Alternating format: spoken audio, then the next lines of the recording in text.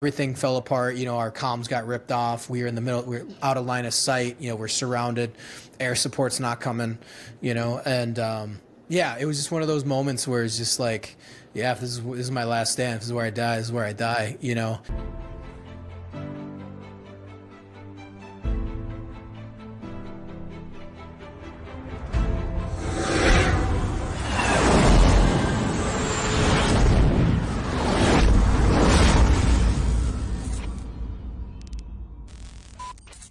What's up, and welcome back to Whiskey and Windage, the 2A podcast for the people, by the people. I'm your host, Mike, joined by my co-hosts, Adam and Matt. Boys, how we doing tonight? Oh, dude, I'm excited. I'm so stoked. This is a podcast that I've wanted to do ever since we had Chris on from Project Leaflet. This is someone that I was excited when I heard about what he was doing, and finally we bugged him enough and we got him. Yeah, dude. Matt, what about you, man? How's the week been? Dude, and then great, who do we have? Great week. Finally through all the holidays, made it out to the range this week, do some training with the wife on the flat range, and I am super excited for the guest we have today. We've been trying to get him on for just a little while. Finally, our schedules have all matched up, and we're able to all be here together. So we want to welcome to the show Mr. Ethan Nagel, Marine Corps sniper veteran, Purple Heart recipient, Silver Star, and filmmaker. Ethan, welcome to Whiskey and Windage, brother. Thanks for having me on, guys. This is awesome. I'm pumped to be here. Awesome, dude. Welcome. But dude, man, this is exciting. Another podcaster on. I think we just talked before we started filming for 20 minutes, just nerding out about camera stuff. But it was, but we're all excited about it. Like that was awesome. It was just exciting to talk about camera stuff. And did we just become best friends? Heck yeah. Yes, we did. I think so. Yep. Well, that's Ethan, awesome. No, yeah, thanks for let having me the on. folks Yeah. know who you are and really what it is that you do, brother. Yeah, so I hail from Minnesota, the great Midwest, and I was just born and raised in Minnesota, and kind of a city kid basically my whole life. Parents grew up on a farm but moved to the city, so I had a lot of just southern Minnesota stuff and whatnot. So yeah, I wanted to join the Marine Corps since I was like. Since I've seen, both my grandparents served in, one was World War II on my dad's side, and then on my mother's side was Korea War, or in Korea. And, they were Marines, and it was just one of those things where Marines, were the best of the best. I came to the infantry, they always carry that lore with them. So I just known I wanted to go into the military since I was like a kid. Like it was always watching Saving Private Ryan or, some of the war films. It just like really wanted me. I just wanted to do it. And then, come, 9/11 happens. I was a freshman in high school. And I was like, oh, man, that's, we went to war. But I remember back then when we went to war, it wasn't large scale. So it was kind of like, it was in the back of my mind, too, because I was a freshman. I was like, this war's going to be over. Like World War II lasted, like 4 or 5 years, But I was like, it'll be over by that point. So, but it was my sophomore year that we invaded Iraq. And I'm like, wow, this is getting real. And then between my junior and senior year, I was looking at USC Film School, wasn't impressed by it. I was just like wanting to make movies. I was like, this is it. And this is all pre-YouTube, pre-internet, or not pre-internet, but everything we know now about filmmaking is not what it was. I mean, it's the information was that like DVD commentaries and DVD special features, like as if you're a film nerd from that era, that was your film school. And it didn't mean it actually taught you how to use a camera, but it taught you everything about movies, which is, it's great. It was awesome. I loved it. I got a giant collection up on my wall. But, my dad was like, hey, it's expensive to go to USC, and whatnot. And I'd already been talking to the Marine recruiter and thinking about that. And he looked at me and he goes, you're going to join the Marine Corps though, aren't you? I was like, yeah, I'm going to go.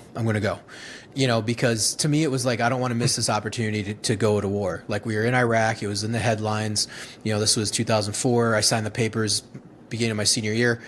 And then I was like, don't bother me. I was signed up for the DEP program. And I told the recruiter, I was like, I signed the papers. Do not bother me until I have to leave. And he's like, Roger that. and I went through my whole senior year, had a blast, didn't have to worry about college applications at all because I had already made my decision. Screw that, everyone's stressing out. And I'm like, I'm just joining the Marines to go to war. Not that big a deal, until, it's time to pay the piper.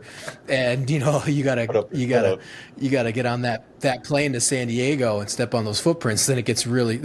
Then you start getting emotional. Like, oh my God, I can't believe I'm, bawling my eyes out, like I'll never see my friends again. So, kicked it off 2005, super fortunate, I got deployed right away, dude, it was that time pre-surge. It was like, they were short infantry guys. The war was at its full peak in Iraq, and they were like, you going to Hawaii right after infantry school? And, I was like, okay. And we were kind of freaked out because we hadn't heard much from Hawaii.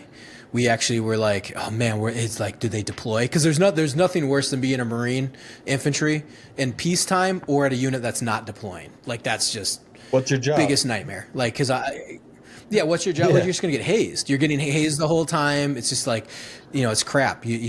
So we get there. We get picked up at the airport. There's only 10 of us. So we were like, what's going on? Because everyone else was going to like 3-7, 2-7, like half the company, just like just giant chunks of guys. It's all based off of last name. That's all it was. No merit, no nothing. It was last names. So it came to the end of the M's and beginning of the N's, Nagel. It's like, it was Montemayor, Macias, Nagel, Nelson, Moore, a few others. Just pull out the middle 10. Yeah, it was just like this 10, and we're like, oh, what are they, And so we show up in the staff sergeant. I just remember he had giant like biceps. Like he was small, but his biceps were huge. I don't remember why. And like so Adam. Yeah, Super small. Yeah, and so it was just like he came up to us and he goes, "You boys ready to get into a fight?" And we're like, "Yeah." He goes, "All right, good. You're gonna have to get your stuff and repack it because you're deploying in 60 days." And I was like, whoa. So we were one of the first deployed out of our entire class. So I was in Iraq fighting by March of 06. And then was in Al Anbar province in the Haditha Triad, just as a straight up like grunt 03, just eating it every day. And, we were, that was the most hard hit deployment I ever had. Like and it was miserable too. I mean, absolute misery. We lived in a small base, Lima Company, out of Barwana. That was the town that we were, or kind of town city that we were in. And we just patrolled every day, man. It was 120-degree heat. And, it's getting hit with IEDs. Mortar, they zeroed our fob. And we were like secluded, like on our own in the middle of this town/city.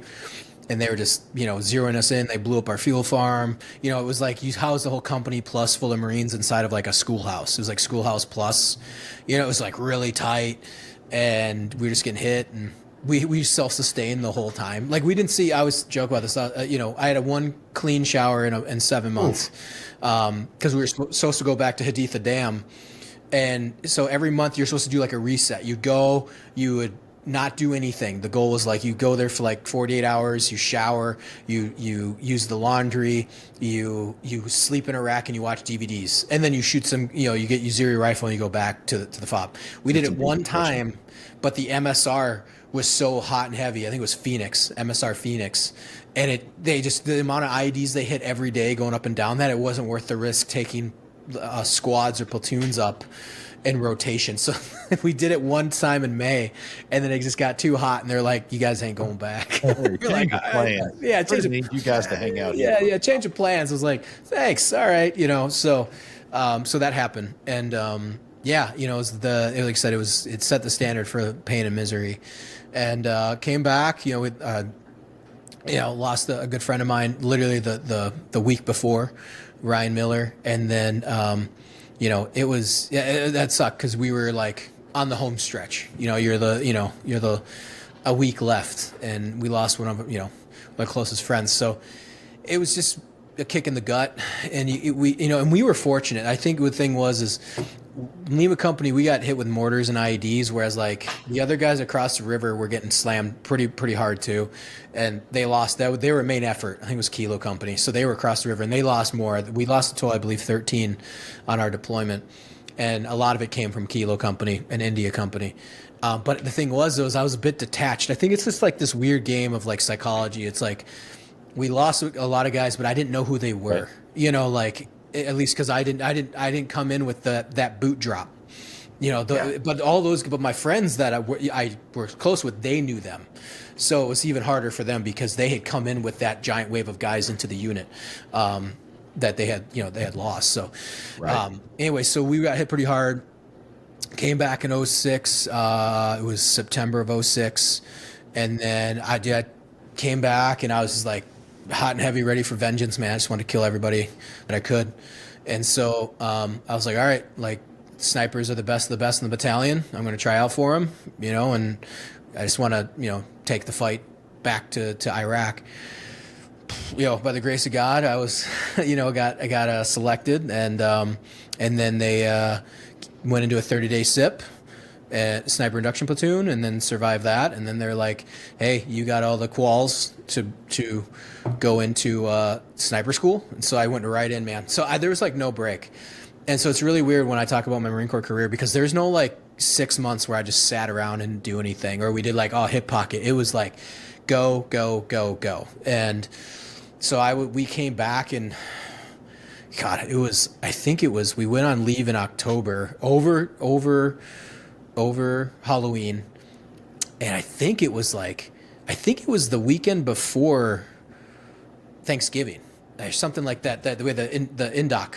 And so, because I remember we went to like, I think the next week was Thanksgiving. So like we had the indoc, we got back, and then a week later they had the indoc, which was hilarious because they were like debating whether to have it or not because everyone was so jacked up and like out of their mind, out of shape. No one was training. Like there was no training on our deployment. I think when people talk about that, you know, like, oh yeah, I was training for special forces when I was on my deployment to Al-Assad or whatever. It's like, dude, we barely, I saw the gym like one time in our fob. That was it, because we were just go, go, go. It was always patrolling, always on post, switch to post, go on patrol, you know, QRF, whatever. And so, you know, it was a disaster. It was pretty muddy. It was kind of a disaster, the indoc. Like, guys were dropping out. Senior guys were, like, throwing up and, like, you know. And so there's, the few of us that were, like, in pretty good shape in generality. I wasn't drinking. I didn't really drink much. So I guess that kind of helped me. You know, most guys that were older coming off that were, you know, hot and heavy in the sauce for weeks on end. Then trying out for an indoc isn't such a good idea. But, yeah, so I got into that, right? You know, and they were like, hey, reporting on Monday. So, dude, like, pain just started right away, and we did that for 30 days, and then they kicked guys out that weren't up to snuff, and then, you know, there was a few of us that had all the qualifications.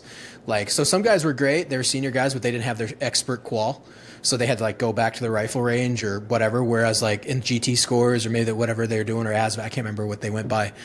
And, you know, there was, like, me and a few other guys. There's 12 of us total. They were like, hey, you guys, we have slots because they're running out of Hawaii, regimental schools.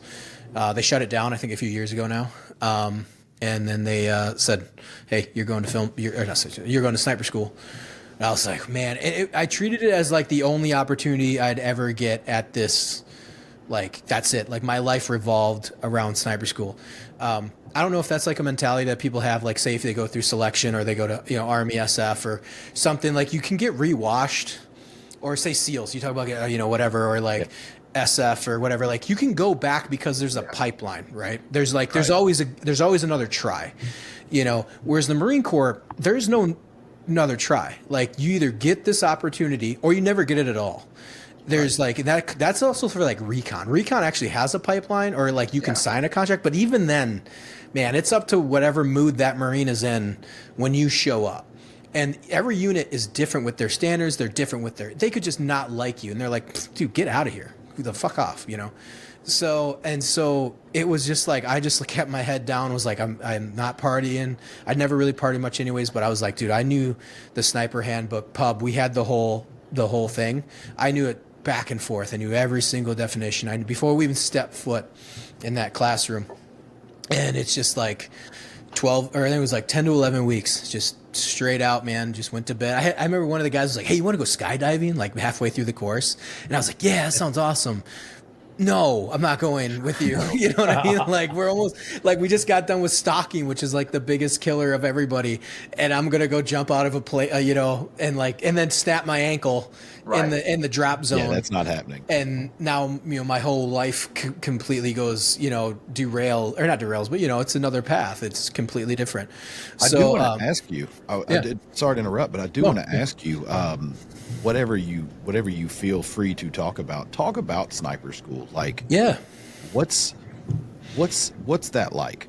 Oh, dude. So here, I'll actually start from the beginning because I don't really get to go in this in depth as much. So my background, I'm a wrestler in high school. So, and I know I don't want to talk about like high school, but it was a significant shift for me because that's where I learned goal setting. I was this huge 300-pound kid in 8th grade, like super fat. I was athletic, but I just ate when I was bored. I was fucking huge. And so I had lost, throughout my 5 years in high school, or actually the first year and a half, I lost 100 pounds. So going from 13 to 14 years old, and then 14 to 50, like, dude, it's like it psychologically significantly just helped me like mentally be like, I can do anything. Or at least like you have to work hard for the goals that you set for yourself. And I saw the little bit of light and I just ran after it because that's all I got. It's just if you have the little bit of opportunity, if you usually just get a little bit, just go, just fucking go. And so that was my kind of my mentality. And so through the years, I was goal setting, went to wrestling camps and tested, so it really helped give me a good base. So when I went to sniper school, man, I tried out. And I know not a lot of people know about this except for the people that I went with. So when I went into the sniper indoc, I put out as much as I could. There's stuff I couldn't do. I was crappy at climbing rope, so I didn't quit until they told me to stop, so I sat there for like 20 minutes trying to climb a rope, half dead, slipping down, it's all technique, but we'd already done a ruck run. Like I was terrible at it. When you're a thick boy, a rope's a hard thing. Yeah, right? Exactly. Yeah. It's tough. It's all technique, so, and I was like, I didn't really have it down. And so, but they actually pulled me in and they did the whole, like you sit down with your Chucks, your Charlies, and they do the interview process and they, they ask me questions and they're like, why do you want to be here? I was like, well, they're the best of the best, and that's where I want to be. And, and that's, I put out everything I had. And they go, cool.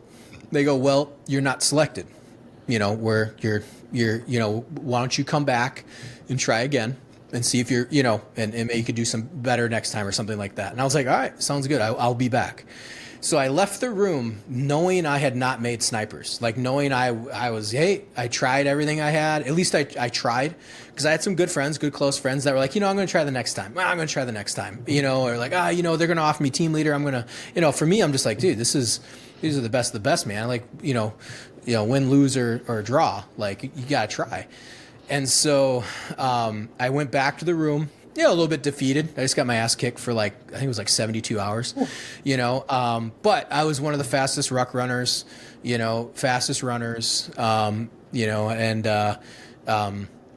land naver, one of the best land naver. I love land nav, it's one of my strengths. And put out the whole time, with all the stuff we had to do. So then we're sitting there and they're announcing names and they go, hey, if we say your name, you haven't been selected. You're not going to be in the SIP, Sniper Indoctrination Platoon. Try again next time. Thanks for coming out. They're like, all right, cool, whatever. So I'm sitting there, start calling names, and I'm just sitting there. I'm like, they're going to call my name. And I looked at my buddy because everyone's supposed to be all secretive about it. Like, am I going to make it? I was like, I leave my buddy. I was like, yeah, I didn't make it, man. Like they told me, and they just kept going down names, and then my name never got called. And I remember I was like, what the fuck? Like I lit up and they came up to me and Benny Upton, awesome dude. He was this Irish dude from Boston. He was older. He was in the Marine Corps and then came back in and he came up to me and he goes, hey man, we're going to give you a shot. Like you would put out more, you were faster, like you had your strengths and your weaknesses. Like you outperformed these guys here, but they killed you here. It was like one of those things where this kid did 20 pull-ups, you did 5, but you outran him on the ruck run and he basically started walking. So we're going to give you, and you did better than him on land, so they were kind of evaluated okay, let's give this kid a shot. So he did. He walked up, he goes, you got 30 days to prove yourself. And then another guy came up to me, he goes, I think it was Gillen, came up to me, he goes, you got 30 days to prove yourself. Starting now. And I was like, Dude, that's all you got to tell me, man. I was off to the races. I was like, oh my God, and called my pal. I was like, I did it. I made the Indoc platoon. I'm not even in snipers. I'm in Indoc. I just made Indoc. Yeah. And so, and after that, man, I dropped like 25 pounds.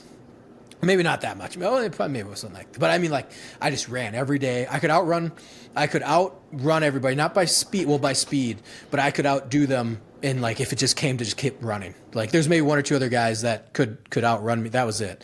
But yeah, man, just dropped a bunch of weight, got in, and had a guy up, and he helped train me because he was like, hey, your pull-ups suck. Why? And I'm like, I don't know. They keep telling me to go to the pull-up bar. Like, I don't know. Again, this was the like pre-YouTube, or it was YouTube era, but you're not like, how do I do pull-ups on YouTube? Yeah.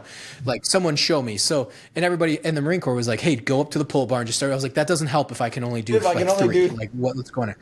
Yeah, it's like somebody who can't do one pull-up, just go to the pull-up bar and it'll eventually get there. Just practice. Yeah, exactly. Like, so he was like, I know what to do because he was built like me. He goes, we're going to go to the gym. And we went to the gym for like 2 weeks, man. My shot up to like 14, like that, because I'd lost the weight and I'd put on. And like, I'm a strong dude. I'm like just a bigger cat. Yeah, that lat pulls exactly, and boom, it went right up, shot to 14, and that was my number for sniper school. It's like, so I went from like doing like 4 or 5 to 14 in like 3 weeks, because that's all it took is just to activate those muscles, and he knew it. You had 30 days. Yeah, I got 30 days. And so, yeah, man, I just put my head down. We built our ghillie suits. It was, yeah. So once we got to sniper school, it was just like, show up. We did the PT test. It was just like nuts, because you're like, how, we don't have, it's like you can control your destiny in a little bit. Fate plays its cards way more than how you're like, I'm just going to tough it out and make it. It's like, no, you're not. Like, something's going to come out of left field, or if they just don't like you, they're just not going to pass you. Like, they'll find a way to fail you. And they want an attrition rate. We were told that, there's an attrition rate. We will make the standard. We will meet the standard, which is like 40% or something like that. Or maybe, yeah, something like that. It was like 40% attrition rate. I can't remember. Something high, So, yeah, sniper school was wild. It was, it was a little bit different, I think, this go around when I went through. Even though I was like the new guy to snipers, we were all combat vets. So everyone in that class, which was different in those years, because typically you heard about, guys going to sniper school, everyone was a boot, or they hadn't seen combat yet, or whatever. So they're getting hazed. So it was this really weird, like. It's like, you can't treat us like shit because we just walked off. We already know. Yeah, we are. You know what I mean? And some of these guys had served and have sniper kills. They just aren't school qualled, so they have kills on the gun. So you know what I mean? So it's just like this weird, like, give respect where respect is due, even though it's still a haze fest, but we're not gonna kill. We're not gonna completely treat you like shit. So anyway, so we were going through school, and it was extremely challenging.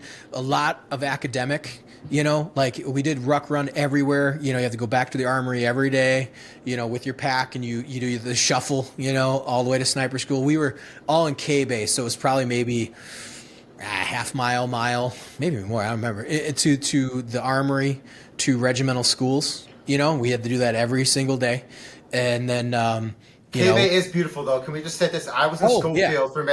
Like, K-Bay, because I spent 3 years at Schofield. Yeah. But I'll tell you, the most beautiful part of Oahu is K-Bay. It is. It's great. It's gorgeous. It's like you can see the mountains. It was a great duty station to have. The 4 years I was in. But yeah, it was. It's Schofield. We shot at Schofield for the long range stuff, and I mean, I think the biggest thing is, I think a lot of people think that sniper school or snipers in general, like, so that's the thing with the Marine Corps.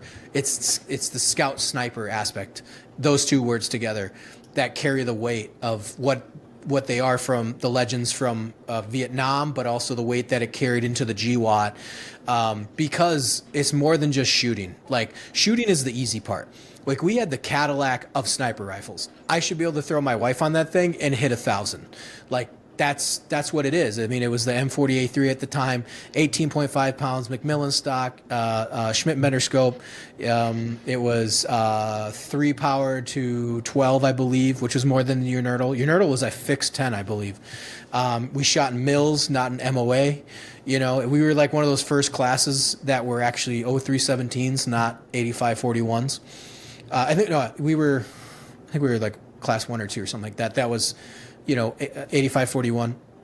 Or sorry, 0317 Scout Snipers. Because at one point they're thinking about making us our own MOS so that we could then pick up. For all us idiots that didn't serve? Oh, so the MOS is your specialty. It's right. I know the MOS, but the number you were saying. Oh, so 03 in the Marine Corps is infantry. So the 03 designation, so like 0311 is infantryman, 0321 is recon, 0351 was assaultman, 0352 was tow gunner, 0331 was machine gunner. I can't remember what mortars. Mortars was 41s, I think. And then 0317, because it was a secondary, never a primary. So they were always trying to make it a primary so that they could be a scout sniper. Like it's like recon, where you get your own money, you get your own funding, you get your own units, like stuff like that. They could never make it work. They tried, they almost had it at one point, but they just couldn't make it work. So they made a 03. Couldn't find a way to get more money. They failed at that, first time ever. Well, it would take money from people that actually, take the money. Oh, so yeah. So it's 0317s, but we were going through school and we're learning everything, man. We're learning call for fire missions. We're learning how to use naval guns. We can kind of do light Pathfinder stuff. Like we can call, we can get in LZs, we can mark LZs, we can get, we can do all the reconnaissance, we can do all the surveillance, we can make the call to make the shot. We're the eyes and ears of the battalion commander. We handle the intelligence requirements, all that stuff. And so there's a lot they put on Marine Corps Scout Sniper. It's like having their own little special operations team that they can boss around, like at the battalion level. And sometimes some units are really good about it, and they get you all the money and all the funding in the world. And sometimes the battalion commander hates you and thinks you're cowboys. So it's just luck of the draw. And but in sniper school, though, we're taught with a lot of confidence, like, hey, you're going to, it's more than just shooting. You need to know how to stalk. You need to know how to do all this stuff. And on top of that, you need to know how to do it under pressure, And also, you're going to be carrying a radio with you with all your ammunition for 3 to 5 days and all your water, So it was really cool. We got to train in Hawaii, which was jungle. It was awesome. It was like the stalk lanes, man, they're phenomenal. Like, I love stalking. Now, I never did East or West Coast, which I heard is like more of a nightmare, but Hawaii, it was like real deal. Like, it was awesome. I mean, I was pretty good at stalking. I had some pretty good stories coming out of there where I was the only one that shot 100 one time. Everyone, we had this really bad stalk. They had to cancel it, but then they were like, oh, we might have to skip it for the day because sometimes, like, they had actually taken a lawnmower, a Schofield.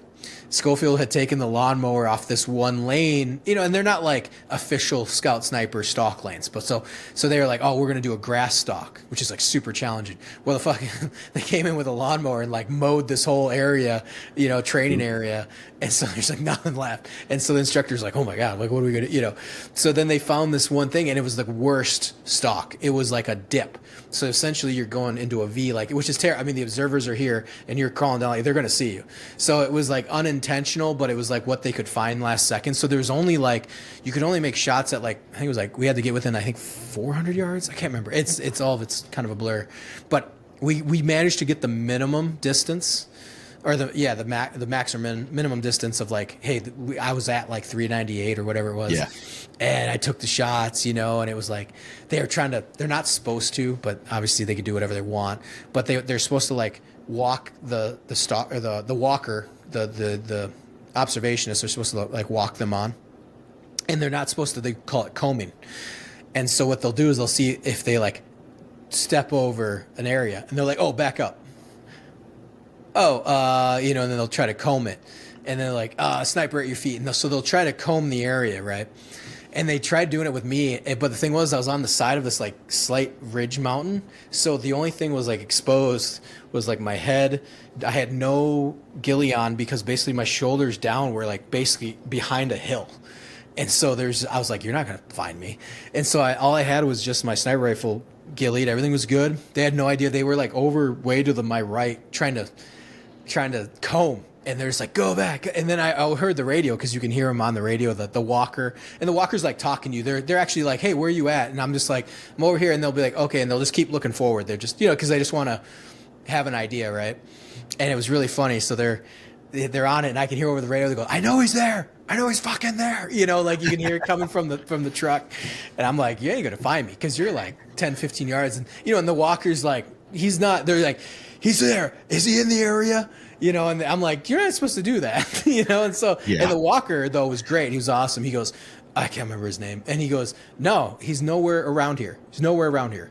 And so you go, okay, you get, and then you call the card. You know, I can't remember what it was. It was like an A or Alpha or B, whatever. And then I got my 100. And then at the end they go, okay, get within 5. And then the guys doing the observation will try to see if they can find you. They couldn't see it. And they would like, he put the stick down right on my scope. He goes, you know, sniper at my feet. Here you go. You know, stick on scope. And they're just like, we can't see him. And I just stood up and I had no camouflage on because I was on the backside, and they were just. But I was the last one to shoot, so I literally heard over the radio saying, "Go tell him to get his fat ass up here because we're about to leave." And I was like, "Oh god!" So I had to like throw all my ghillie on, and I had to like run up like a ghillie monster, like 600 yards up this hill. You know, and I was like, I what you get for dunking on him, man. Exactly, yeah. It was like I shot with like 5 minutes left because we were all trying to figure it out, and a lot of people failed that one. Someone else had gotten like an 80%. Anyway, so that's one fun stock story from school. But yeah, so we had learned all these things to do. I mean, call for fire missions, you know, medevacs, naval artillery guns, air support, you know, urban sniper, movement in and out of jungles, you know, hides. You know, and then we had a hell week, which we just got our shit kicked in for a week at a time. You know, 1 week. It was just a haze fest. They gave us like the 50 cal sassers. Just like we just ran a flight line until somebody passed out, which they literally told us we're gonna keep going until one of you passes out, and then they did. So, you know, it was 2007. You know, and so it was a challenge. You know, and. To me, I took a lot of pride in that, you know, and then we went into final effects for the last week, and we put it all together, man. And there was 13 of us that started in my unit, so 3rd Battalion, 3rd Marines. 4 of us graduated, so you know they dropped. You know, my unit itself alone had dropped 10 to 11 guys. That doesn't count the other units that sent guys, because there are other dudes that didn't make it from the other units. So, you know, there was a lot of pride in that, you know. At the end of the day, it's just at the end of the day, you know, you have it or you don't, you know. And even our instructors were great. They're like, look, man, we didn't think you guys were going to make it, but you're standing here. You have what it takes to be a Marine Corps Scout Sniper. Like, at the end of the day, no one can take it away from you, you know.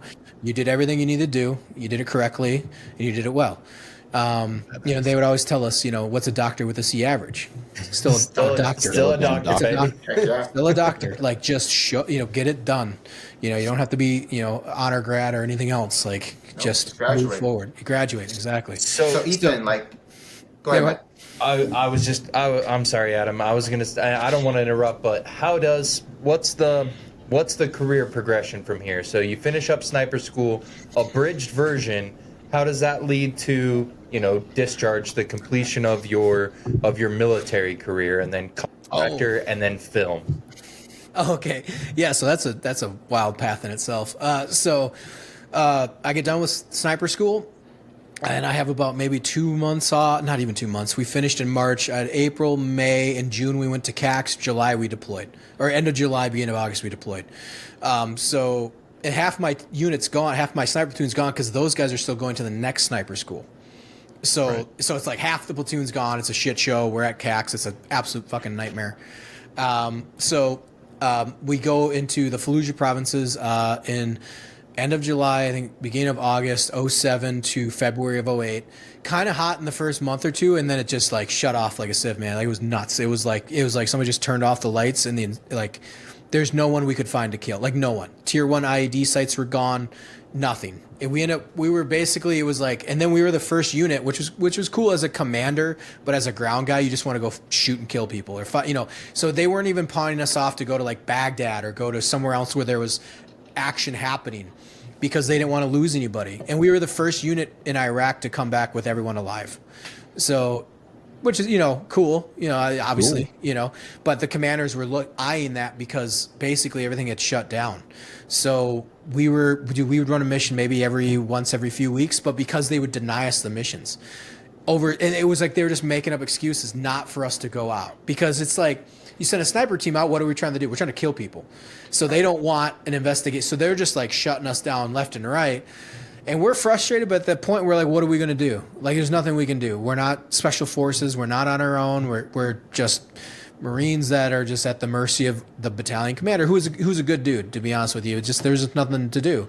So we played a lot of Xbox, and I drilled, and I kind of took over the team a bit when it came to the knowledge. So I trained my new guys everything they needed to know to go back to sniper school, and kind of took over and kind of took them under my wing, and then we came back.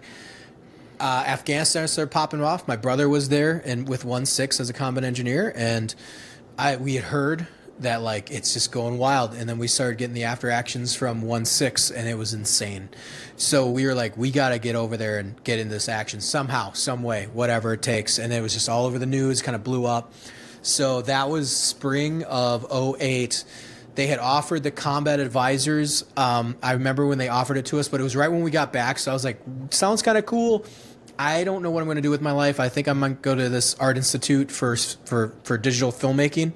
And it was actually, at the time, it was 3D animation, because I figured I would become an animator with CG animation to get into the Hollywood system. Yep. That's Pixar. Yeah, exactly. Because that was the only field in the Hollywood that paid not only right after you got out, but when you were interning with like Industrial Light and Magic, or you were going to Canada, because a lot of visual effects companies are out of Canada.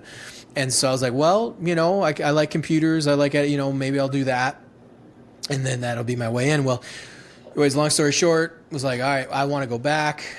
Opening happens out of the grace of God. I don't even know how. To this day, I don't know how I found out, but I found out that there's an opening in one of the combat advisor teams, and I called up my buddy Madding, who was on the one team that went to Korengal Valley, and I was like, our sister team, and I was like, hey, who do I have to talk to get on this team? Like, I know what it is. I need to get on.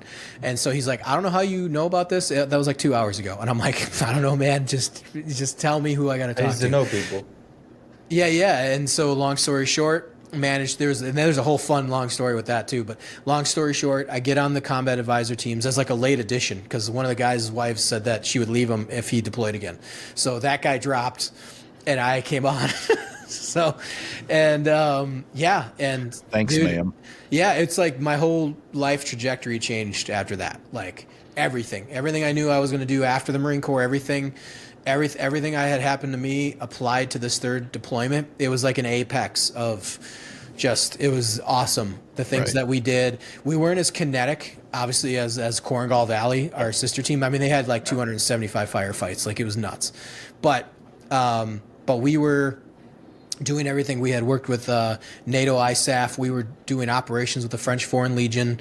We were working with Norwegian SF. I was attached to 10th Group Special Forces. We had worked with 20th Group Special Forces. We had a Special Forces team leader attached to us. We'd built our own FOB. We'd pushed into valleys that hadn't been pushed into pre-Soviet era. We held multiple valleys as a team. We were so stretched thin, dude. So we were cowboys, essentially, doing but we were big boy rules.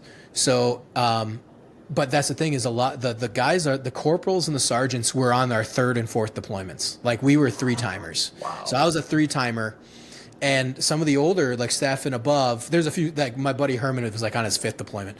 The other ones, which were amazing, they were amazing guys, were on their first. So our team was solid. There's like 20 some guys. They're amazing. They were like, you guys are the lead.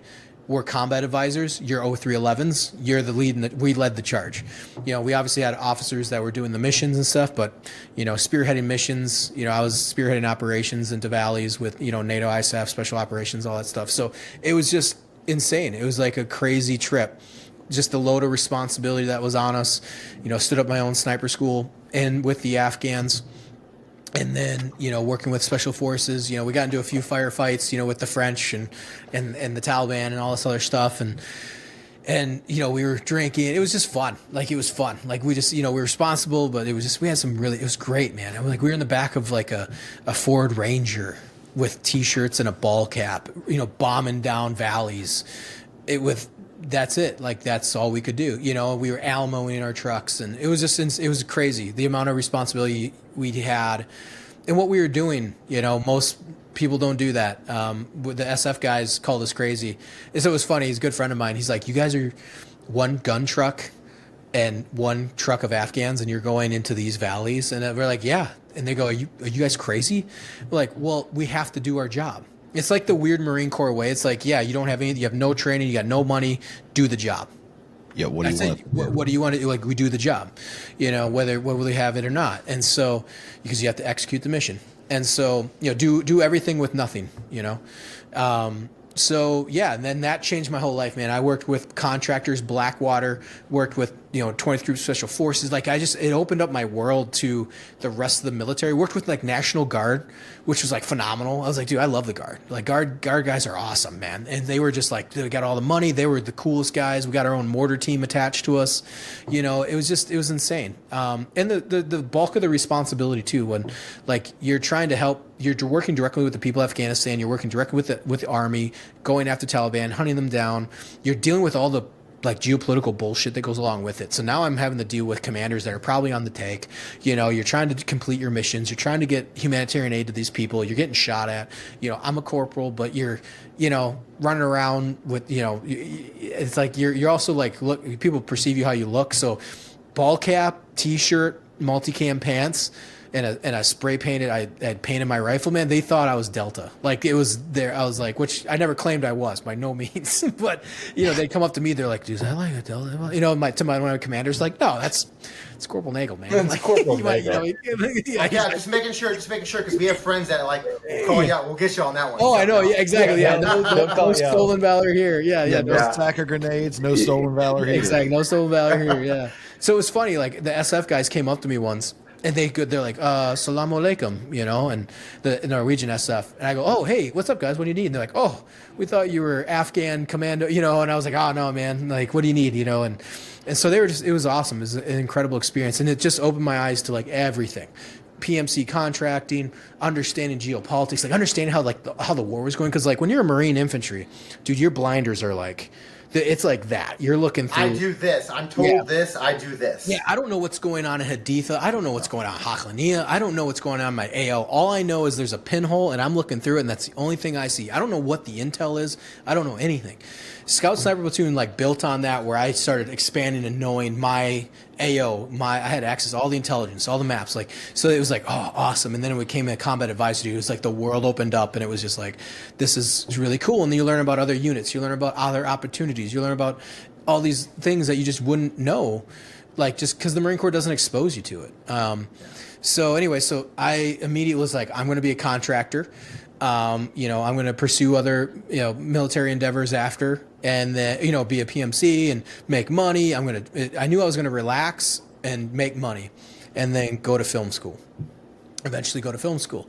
I just needed to decompress. So that was my, you know, my roadmap and my goal set was like, I had made friends with the guys at Blackwater. They were still called Blackwater at the time. So a good friend of mine, Jared Ack, we actually were texting a minute ago, or like this last week. And he was the one, they were Marines. So we were on the small camp Black Horse base. And so immediately we had landed the week before Thanksgiving, and so did the Blackwater guys. It was 2 Marines. Actually, no, I think it was actually 4 Marines. But 2 of the Marines, like, we gotten pretty close with. And so my buddy Zaire was like, bro, come out to the smoke pit. Like, there's these Blackwater contractors. And I had just read a book called License to Kill. And I was like, dude, this is awesome. Like, how do I, you know, it was more about Iraq than Afghanistan.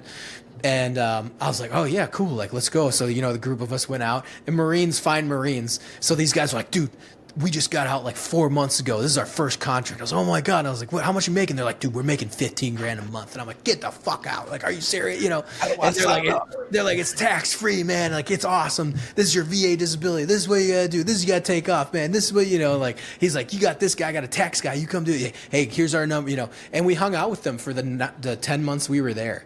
So those guys, became friends with them. We were in the same base. So, like, you know, we got real close, got on some of the same contracts and all that stuff together after I had gotten out. Kept in touch, you know, and yeah. And so, you know, that's still like the abridged version, you know, and then the Silver Star battle was in July 29, 2009. You know, and that was obviously its own, you know, that's its own huge story. and that was a big game changer for me. I shouldn't say game changer, but like it was a big moment, obviously, in my life, because it was just, everything that I trained for to do, my mentality, it came down into that moment, and I just felt at home. I felt like every move I made, like I this is the move that needs to be made. This needs to be made now. Like, I wasn't scared to death. Like, if I die here, then I die here on a pile of brass, and that's fine with me. I knew my medical training. We were really good at medical training because we all had to work with the Afghans. So we were at everything. Like, medical is like, I think one of the medical and radios, man, everyone needs to know these, like by the back of their hand. If I'm sober enough, I could probably do a 9-line off the top of my head, but it's better than me. I'm a medic. Yeah. And so, but it was just learning to do all of that, and it was like everything fell apart. Our comms got ripped off. We were in the middle. We're out of line of sight. We're surrounded. Air support's not coming. And it was just one of those moments where it's just like, if this is my last stand. If this is where I die. This is where I die. And I think it's like I said, that's another big story. But and after surviving that, especially like for me, like it was like, this is where I'm going to die. This is it. And then to come out on the other side of it. So you're like, I'm alive. Like I had gotten, there was a point where I was lights out. Like I thought it was lights out, and I, boom, came back. I've described this before. I'm running next to the rock wall. I'm like, if my mind's evaluating like a million times a second. Like, I'm like, okay, I'm not pulsing blood on my neck, but it's on fire. My forearm's on fire. Like I'm still moving. Everything's, and then the thought came right into my head was you're not fucking dead yet, so keep fucking fighting. Like that's exact words that went through my head. And that's just that mentality. Like, okay, then, like, respawn. Let's fucking do this, and respawn. And because I had thought I got with, it's just these middle seconds. And I remember when that explosion happened next to me, it was like, this is kind of weird. And I remember thinking it then too. It's like, it was like sparks, and everything went black for like nanosecond. And I thought that was it. I was like, I just got hit with an RPG. Like your mind's working. Like I just got hit with an RPG and now I'm dead. Like I'm dead. And then next thing I know, I'm running against the rock wall, just running down this little path that's on the rock, and that all those thoughts took place. And and so coming out after that was just like, and it wasn't like, oh my God, I can do anything I want. It was just like, it was, that battle had taken place, and it was just, I shouldn't say another day, but it was just, that was my job. That was like, that had happened. This is what we trained to do. I'm infantry in the Marine Corps. This is what we're trained to do. And, after the battle, and then we were supposed to do a follow-on operation that got canceled, which I was really pissed about. And then we left country. So like a week and a half later, we had this big operation. Like we were going to go in on the mountaintops. We were just going to wreck hell on these guys. And the French had to back out because we had to use their air assets. We then left to exfil out of country. But then years down the road, funny story, I'm at a DDM course for whips protection, mobile protection, talking with one of the snipers, and we're sitting there talking, and I was like, yeah. He's like, yeah, I was in Usman Valley. I was like, Usman Valley? Like, what do you win? He's like, oh, August 2009. I'm like, are you serious? August, what'd you do? And he's like, oh man, I was attached to 10th group. And I'm like, what? And I was like, wait a minute. Usman Valley, 10th group, Jared Shuey, you did a ridgeline operation, right? You got infilled with Pumas. And he goes, yeah, man, how do you know about that? I was like, that's my fucking mission. I designed that. That was me. That was supposed to be me, And it was funny. And then we were sitting there and we were laughing because he had been in a National Guard unit. They ran that. My buddy ran that mission, the 10th group guys. They ran it like a week after I had left. So they had called in extra sniper, and one of these happened to be this National Guard kid, and he was a former Marine, got in the Guard. And then that was like, he ran that operation. They're like, yeah, man, we're getting shot at. We're shooting up dudes. It was great. And I was like, man, fuck you. That was my operation. That was my mission, And so it was kind of funny running into that a few years down the road, at a DDM course for whips protection, whips mobile protection. But so, dude, and it's wild, man. Again, I'm trying to do the abridged version here. And you get back, and it's surreal. I had extended the minimum amount of time in the Marine Corps, which was 90 days. So from deployment until you get out. They extended us a month. I had 60 days. So we land. I have 60 days to check out. Haven't started yet. Go to IPAC. They're freaking out. They're like, you have done nothing? I'm like, I have done nothing. I just got off the plane. I've been shot. I have shrapnel in me. Get me the fuck out of the Marine Corps. Like, I was like, get it done. And so I ended up taking some leave so I could, again, the Marine Corps, messes with you all the time. So I ended up taking like 20 some days of leave on island so I could then do the tasks to check out. Because they want me to come in, they want me to do some detail, whatever. Because now I'm just a corporal at regiment, being they look at me as like not a shitbag, but you're like, oh, well, you're getting out. We're gonna make you do all the shit details, like that's your, you didn't go to the gym because you can take different jobs for like months. Guys jockey for the gym. You sign people in at the gym.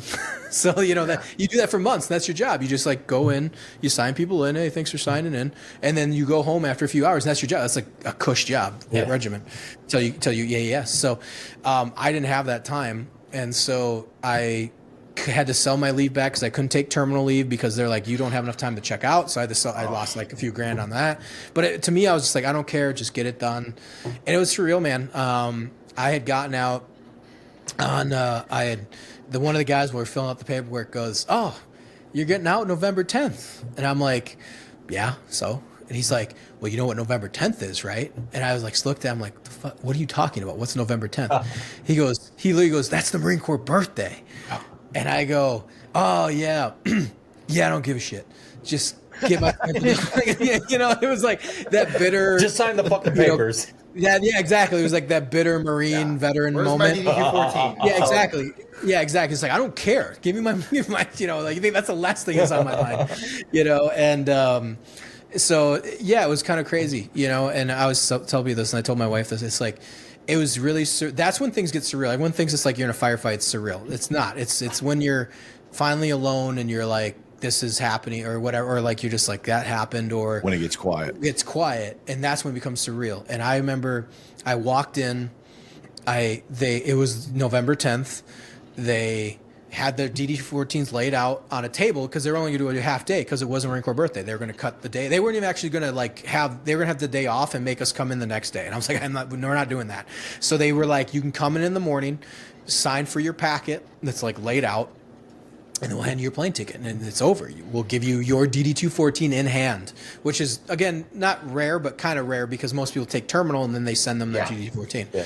So I literally went in that morning, and it was we're in formation, and our one of my sniper instructors was our platoon guide or whatever. He was our section leader, and we're talking. He's like, hey, what's everybody doing? I was like, I'm getting out.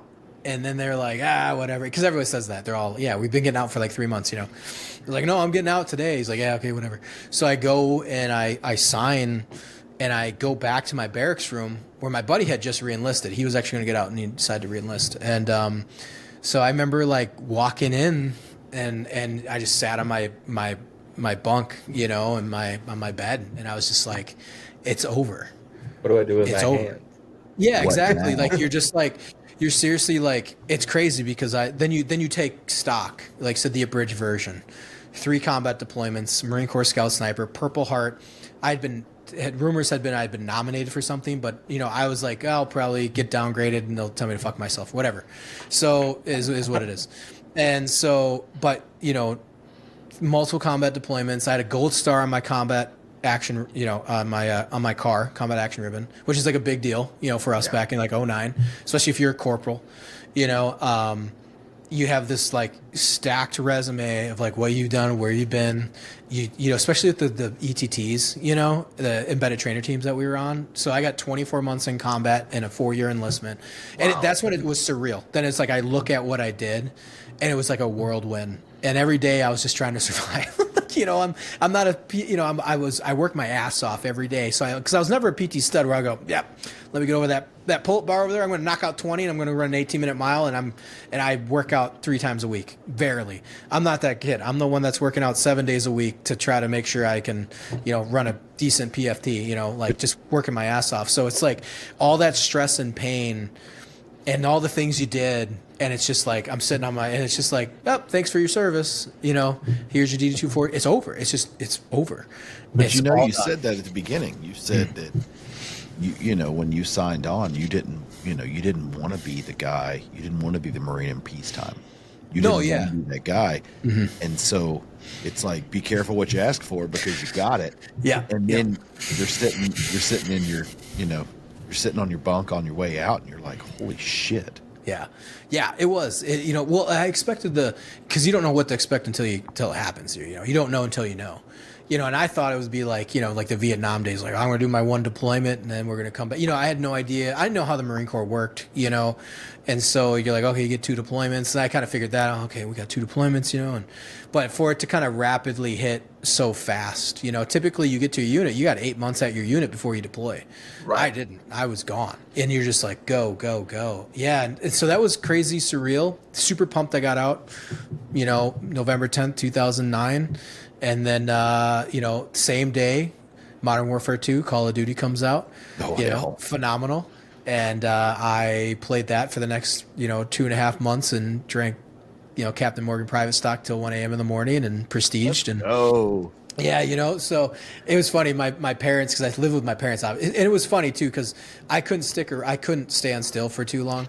So I had right away. It was, dude, another funny story. So we're in checkout. And we're you know, they're talking about like, hey, collect unemployment when you get out.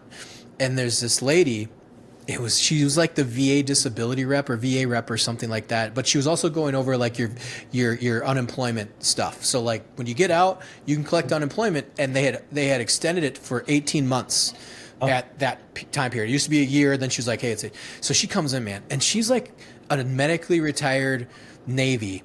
She's gotten blown up like 3 times. Like, I don't know what her career was, but she was tweaked out of her mind. And it was like this small black lady, and she comes and swear to God, she does this. She's just like, she said this. She goes, they don't know what you did.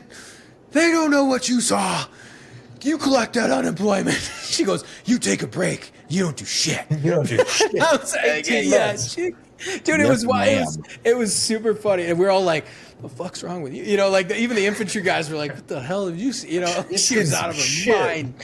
Oh yeah, she was definitely like what you think of like somebody that's like, I was like, oh my God. But she was like, this is what you do. You know, and then she was like, you go to your VA rep and you did it. And I was like, and so then we all started like writing everything down. And that's right. So she's like, you know, it was great. Actually, it was a great tool, because I got out and I was like, cool, collect unemployment right away. You know, just make sure money's coming in. You know, she's like, go to the VA, even if you're not going to pursue your VA disability, like just get in the books of your VA. You know, I was like, cool. So I did that, you know, just like that small steps. But I went on, God, was it Shooter Jobs? I don't know if it's still that way now, but it's like a job posting board for contractors. Shooter Jobs, man, made a resume and just started applying everywhere as I played Call of Duty and, you know, and whatnot. And it was really funny. I went to the unemployment office for the lady, and because they have to like do an interview here in Minnesota, it's just a standard thing.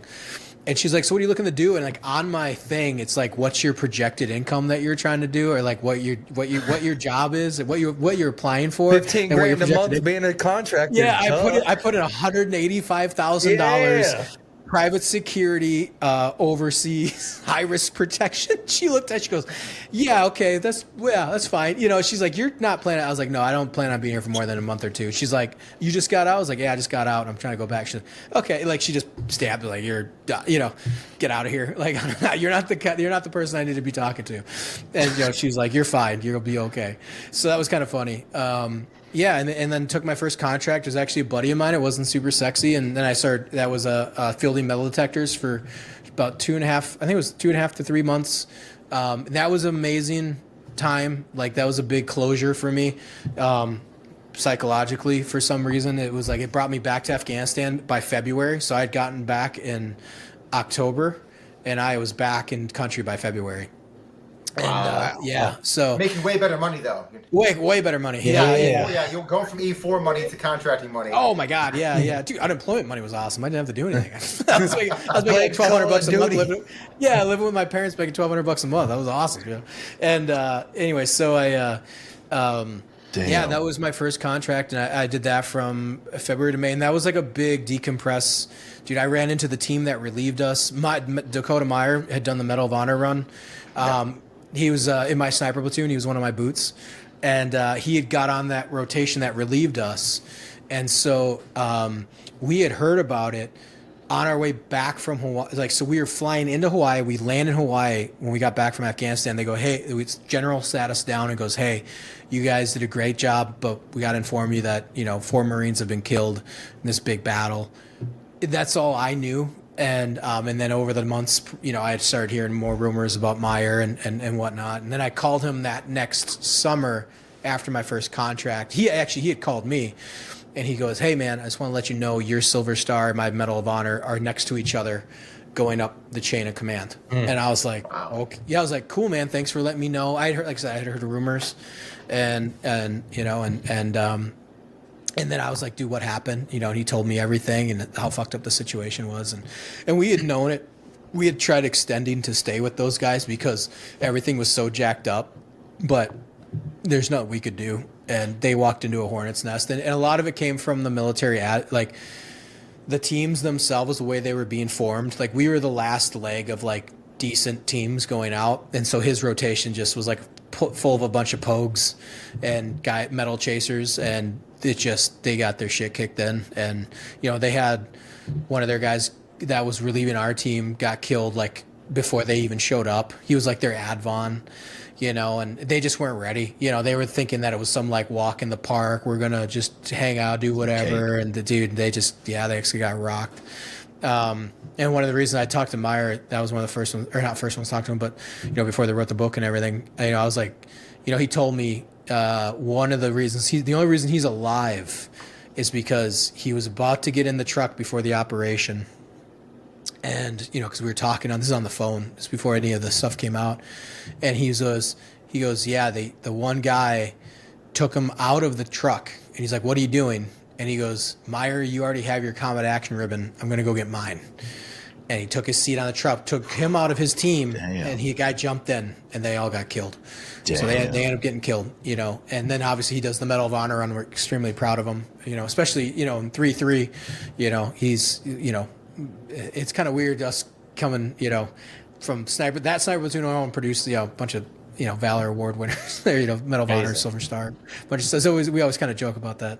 But anyway, so yeah, and and I decompressed after that. Honestly, just then I finally kind of started partying, getting my feet under me, and then I applied for a CIA contract, CIA static. Got onto that. That took a while to get on. We trained up in December. I partied all summer. Applied for that, so I was waiting on that to go train. Trained up in December of 2010, and then we waited on a visa to go to Pakistan at the time. And I talk about it now because it's only been like 13 years. The site doesn't exist anymore, but it was a CIA black site that had a Predator drones on it, and it was the oldest CIA black site in the GWAT. It was like the first one that got stood up in Pakistan. They launched it wasn't anything crazy. Like we thought we were, man. It was like, oh my God. Like, and the training for it was amazing. It was through Blackwater. It was right after they had sold, Eric Prince sold like a few months before we got there. But it was still great. We made really good money. And so I did that one rotation. I waited like 7 months to deploy. One rotation. One of my section leader goes, don't worry about it, man. He's like, this will never go away. They'll shut every site down. This site will always be here. Fucking the next month they shut it down. They completely closed up shop. So this contract I've been waiting on, this super high speed CIA static. You got it for a month. Yeah, I had it for a month. I got a top secret OGA out of it. It was awesome. Like, it was like, we flew in. We're like 23-year-old kids, man. Like, I'm 23, 20 or 24. And I'm like, oh my God, and we'd already done one guy coming in, and dude, they're like, we're flying in the back of planes into Pakistan under the radar behind, like undercover. We have cover stories to go into Bahrain. We had diplomatic passports. We showed up in Bahrain to the hotel, and they had an envelope with our name on it, so me and my buddy Caleb, I was like, dude, what is this? This is fucking like James Bond. We're so badass. Yeah, we're so badass. We open it, they have like instructions, like, and dude, you get there, we're standing on post, I'm reading books for my bachelor's degree, like that's it. That's all it was, So it was an 8 hour it's funny in hindsight though. You look back and you're like, oh hell yeah, we got diplomatic passports, this, that, and the other, and you're like, dude, you're a 23-year-old dude. You got no reason to have a damn diplomatic passport. Yeah. Like, you're not some 60-year-old politician. Like, Exactly. Why they can't see through that? Hey, good on us, but like, damn.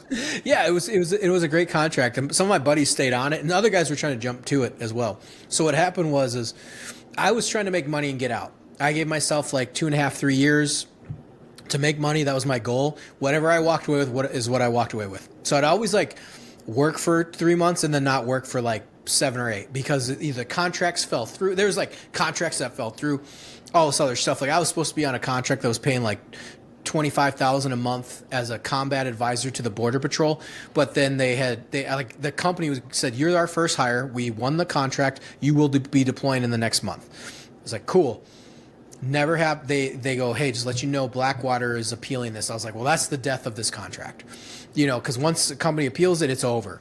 But Blackwater had it for so long, So, and I'd run into guys on the contract. It was a great contract. They're on the Border Patrol, getting into firefights, making fucking $20,000 a month, So, that's the one I wanted to do because I was more of a combat advisor role, like I had just been on.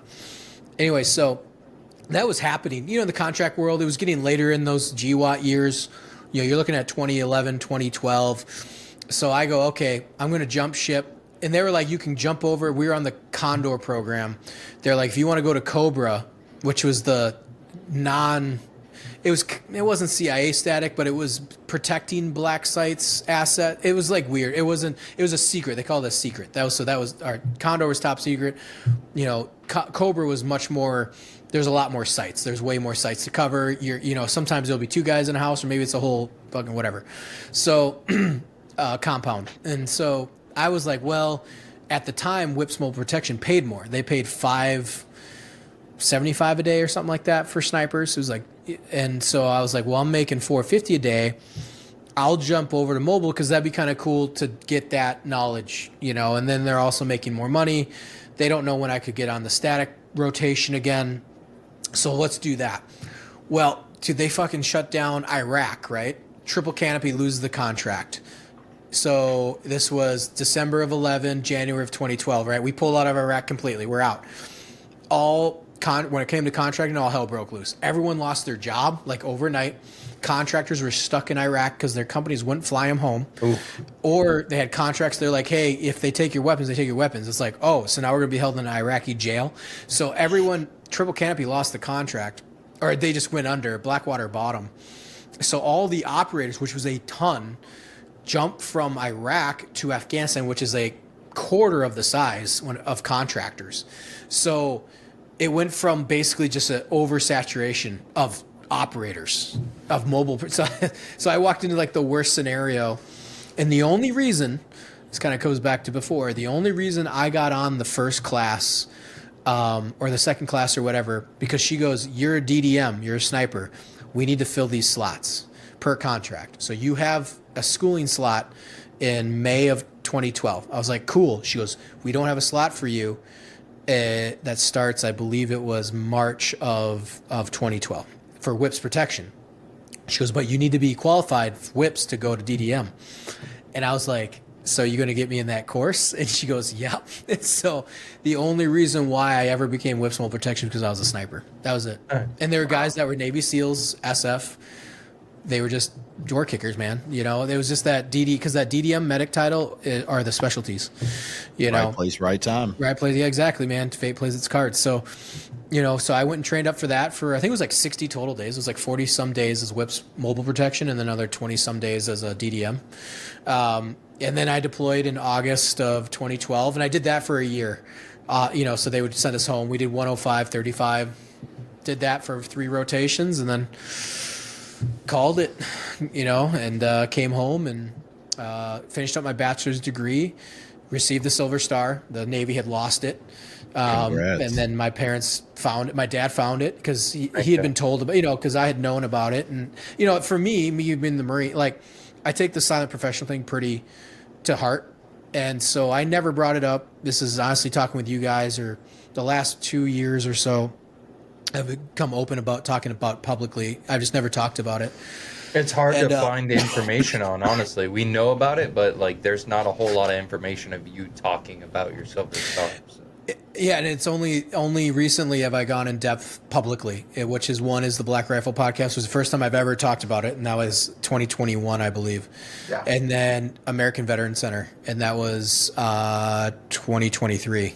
So, and those are like the only two that you'll find publicly, I actually at all, and I just never, it was like it's like one of those things where like you got to, no matter where you go, you have to prove yourself. Yeah. So I don't care if you're SEAL or Delta or Ranger S or you're infantry. You have to prove yourself in every situation. Now, people are going to show you respect where respect is due, but you also have to earn respect. You have to earn wherever you go. So I always had the mentality, it was like, and I guess for me in a harsh way, which was like, no one cares what you did. You have to prove yourself. Work harder. And not in a detrimental way, but just like having that mentality of like, yeah, people were like, oh my God, like, thank you for your service. It's like, I'm not, like, oh, fuck me, whatever. But it's just that mentality that keeps you going forward. Like, oh, thanks, hey, it's not that big, and you have to keep proving yourself. You have to keep earning that reputation that, then over time that, you keep your silent professionalism. People are like, oh yeah, we know him. He's a good dude. Like you have to earn that rep. You just can't slap on your trident or fucking whatever tab and think that, hey, this is, I'm the best. It's like, no, you're not. Like we've all worked with people like that, especially now we're 20 years on. It's like, we all know who those people are in our industries, and especially when it comes to social media stuff. So we know who isn't too. Yeah, exactly.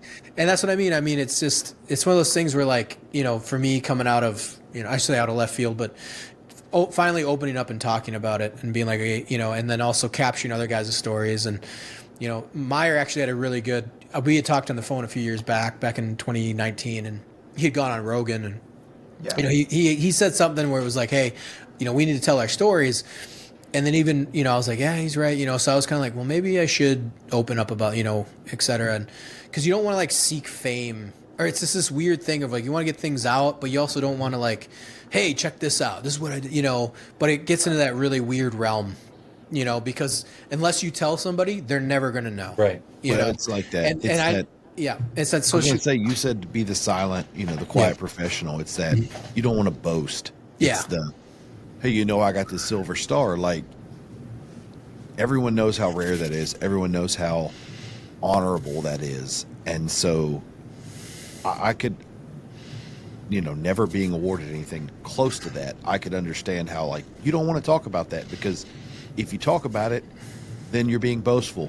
So it's like, let's just not talk about it. But I think it's great that you're starting to talk about it, not for your own plight, but it's to instill to the younger generations what it means to be a Marine, what it means to be a member of the military, what it means to be put something above yourself, and whether it be a country, a cause, whatever, you set a standard and you stuck to it. And I mean, hats off for that. Thank you. No, I appreciate it, and I agree with you on that too, where it's like, for me, I think it's, I'm not, I always tell you, I always say this, and it's like, look, man, I have to work twice as hard as everybody else to make the standard, and then I got to work 4 times as hard to beat the people that are exceeding the standard. That's just how it is, man. That's my life, and then you get into that groove, and sometimes it's simple things and sometimes it's complicated things. You got to enjoy the suck, but there's people that, we all know guys like that. They could step into selection and they just pass it. They don't, but then there's other guys, that they've been working up for 6 months, that was the way I was, man. Every PT test I took was like, it's the butterflies. It's like, well, how am I going to do, man? And, you crush it, but you're like, oh, I don't know, like I ran an 18-minute mile, like, oh, I don't know if it's good enough, like, it's just, it's always there. But yeah, I think the other thing too is, and I agree with what you said, which was, I just want to kind of be like, hey man, to me, I always say this when it comes to combat, when we're talking with the new generation of infantry guys or just the new warfighters, anybody, I don't say that anybody, but if you got what it takes to step up to the plate, to answer the call, but also like, sometimes it's just rising to the occasion, and it's not, look, Meyer was a boot. He was, he had been in Iraq for maybe 60 days. I think we sent him home because he got bit by a spider. He'd never seen combat, and he does a Medal of Honor run, which we're all very extremely proud of him for. And he was only in country for like 2 weeks.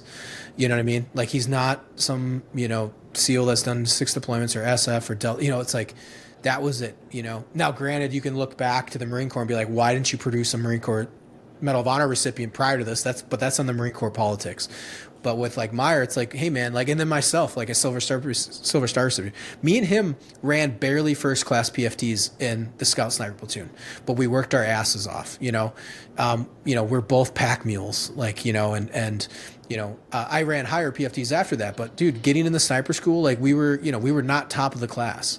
And I think sometimes it's like guys think they have to be, you know, these crazy large in life. And he says, you don't, man. It's the guy that's just kind of sitting next to you. It's just the mentality you have up here. Bullets don't discriminate, you know. And so it don't matter how much training you have. It don't matter which branch you have. It don't matter special operations. Bullets don't discriminate. And they're going to tear somebody up just like they're going to tear you up. And I think that's something that when you get into combat, and that's the ultimate test. Like, that's, for me, is just, that's it. So when guys are, you know, 18, 19 years old, man, that's your craft.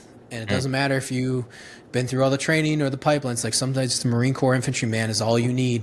You know, like, you can do it. You can do everything that they can do, you know, or you're just going to get into the worst situation. You just got to fight your way out of it. And I feel like sometimes just being like, hey, you know, like, it's my background. You know, I don't, you know, like I said, I'm not state champ or, you know, all this other stuff, or coming from, you know, special operations or anything like that. You know, it was just, you know, everything. Oh man, you know. Those Minnesota guys, man, they make some records now. They do, yeah. I mean, like I said, I wasn't state champ. I made the state, but that was it, you know. So I want to parlay into your cinematography career, but before I go there, I do want to say something, and I want to see what you think about it too. I think my favorite generation, as far as pride in country, always goes down to World War II. Mm-hmm. I truly believe that, and I think that every generation since then, including my generation and the future generations, are softer than that one. I think that was the one that it didn't matter if you were overseas serving or if you were sitting in a factory that made car parts that now started to make rifles. That was the greatest generation. But what I think is, I don't want to take lightly, is that I think you brought your Silver Star out, and I think you brought your accommodations out at the right time, because you did it because it wasn't about you. I think that you now, I mean, you know, you could have came out very easily and, you know, came out with, I don't know, popping your collar like, hey, look what I did. I did all this stuff, you know, where's my recognition? You stayed true to that silent professional, and it wasn't I mean, it's a big deal for you, of course, but it wasn't a big deal for you on the surface. And so now bringing it to light, like I said earlier, it's going to bring the next generation. That's motivation. You're passing the torch, but you're also setting the example of, it's not about me, it's about we. And once all the dust settles and all the smoke is cleared, then we can say, yeah, I did that, or I was part of that, or I was part of a great team that helped accomplish that. But while the smoke was still in the air, it was nothing about you. Yeah. And there is hope for everybody, because I do want to make light of this and say that Silver Star recipient, you know, you were running ops and designing plans for military missions. And then once you got back, you got your leave, and you were at your parents' house, and I say this jokingly, but in your basement, and you were getting your cheeks clapped by 14-year-olds on Call of Duty Modern Warfare. Yep. So, like, there are some 14-year-old kids out there that clapped your cheeks, and you were one of the baddest of the bad. So I think that's kind of hilarious. Yeah, you know, and I think that's the thing too, is just, you're just like, you know, you take it, you know, it's fun, you know. But yeah, Yeah, exactly. You know, I had the 1-2 kill ratio. You know, I had the M203. On Call of Duty. Yeah, Call of Duty. Yeah, I'd run in there with the 203, get my kills, get shot up. Yeah. I changed my name after a couple times, and I'm still the same, and I don't play it. But I changed my gamer tag, and I went to Meat Shield. Yeah, and it was only because it was like I was the guy that would just walk out there because I was not good. Yeah. So I just got killed so everybody else knew where people were. Yeah, exactly. And that's the thing for me. It was fun. You know, I always look back on that time just after getting out to like, man, that was a fun time. You know, those like 2 months of just like going into Christmas. We had a real big snowfall that year, and I couldn't wait to get off that rock in Hawaii. And, you know, it's like, this is it. I'm going to just play video games and collect unemployment. It's going to be awesome, you know? And you know, my mom, it was really funny. It was funny.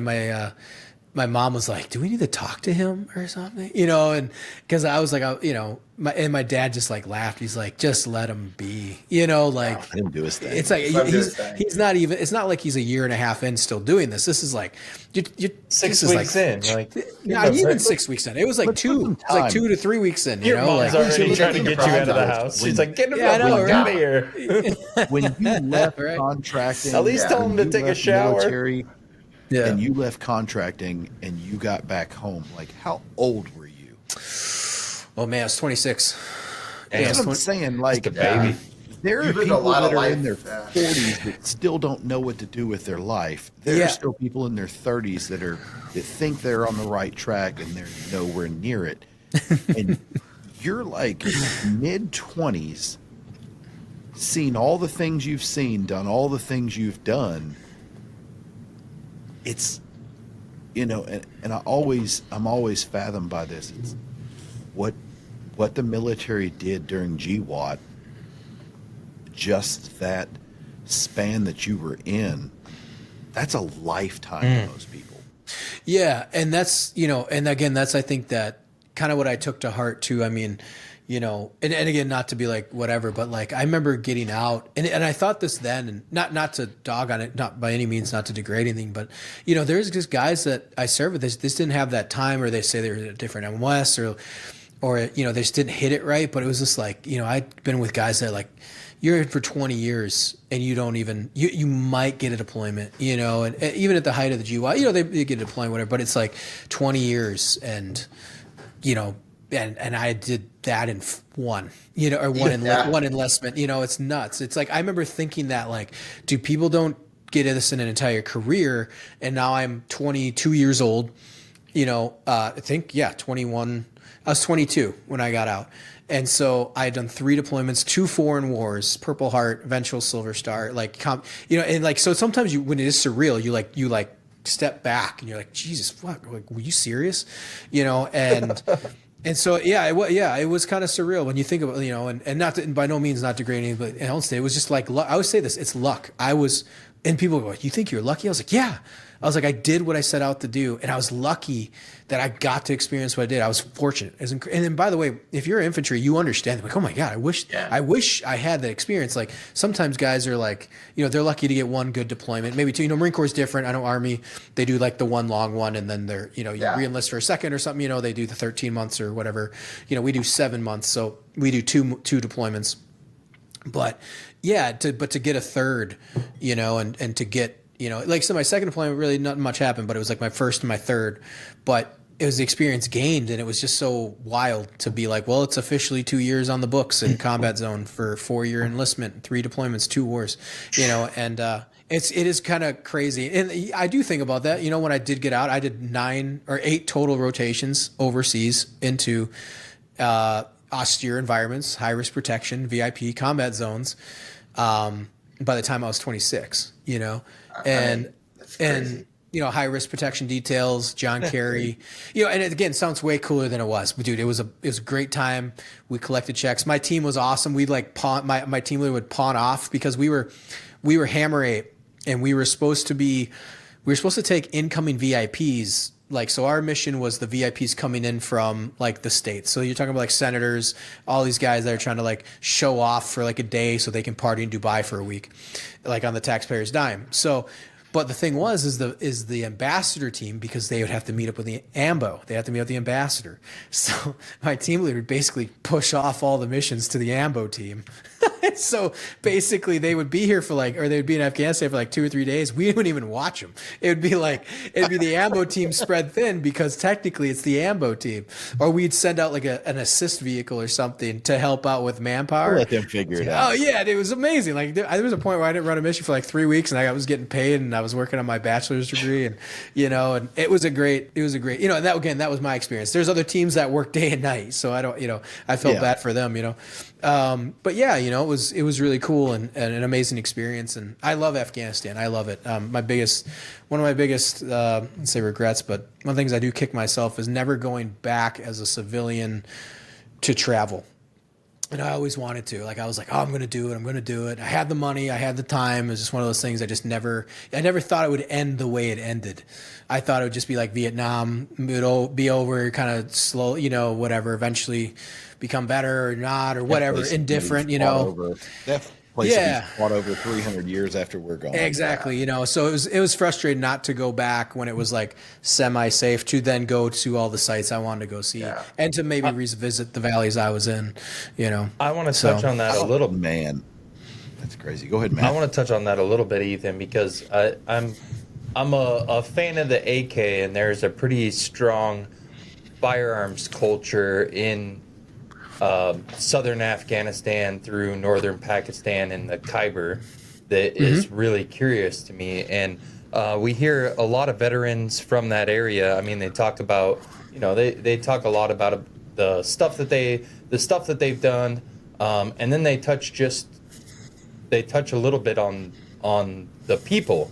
And I'm not real friends, but acquaintances, and I talk to some of the folks from Pashtun tribes and some of the mountain tribes, and their gun culture is super, super interesting to me. They find American gun culture really interesting. They make a lot of clones.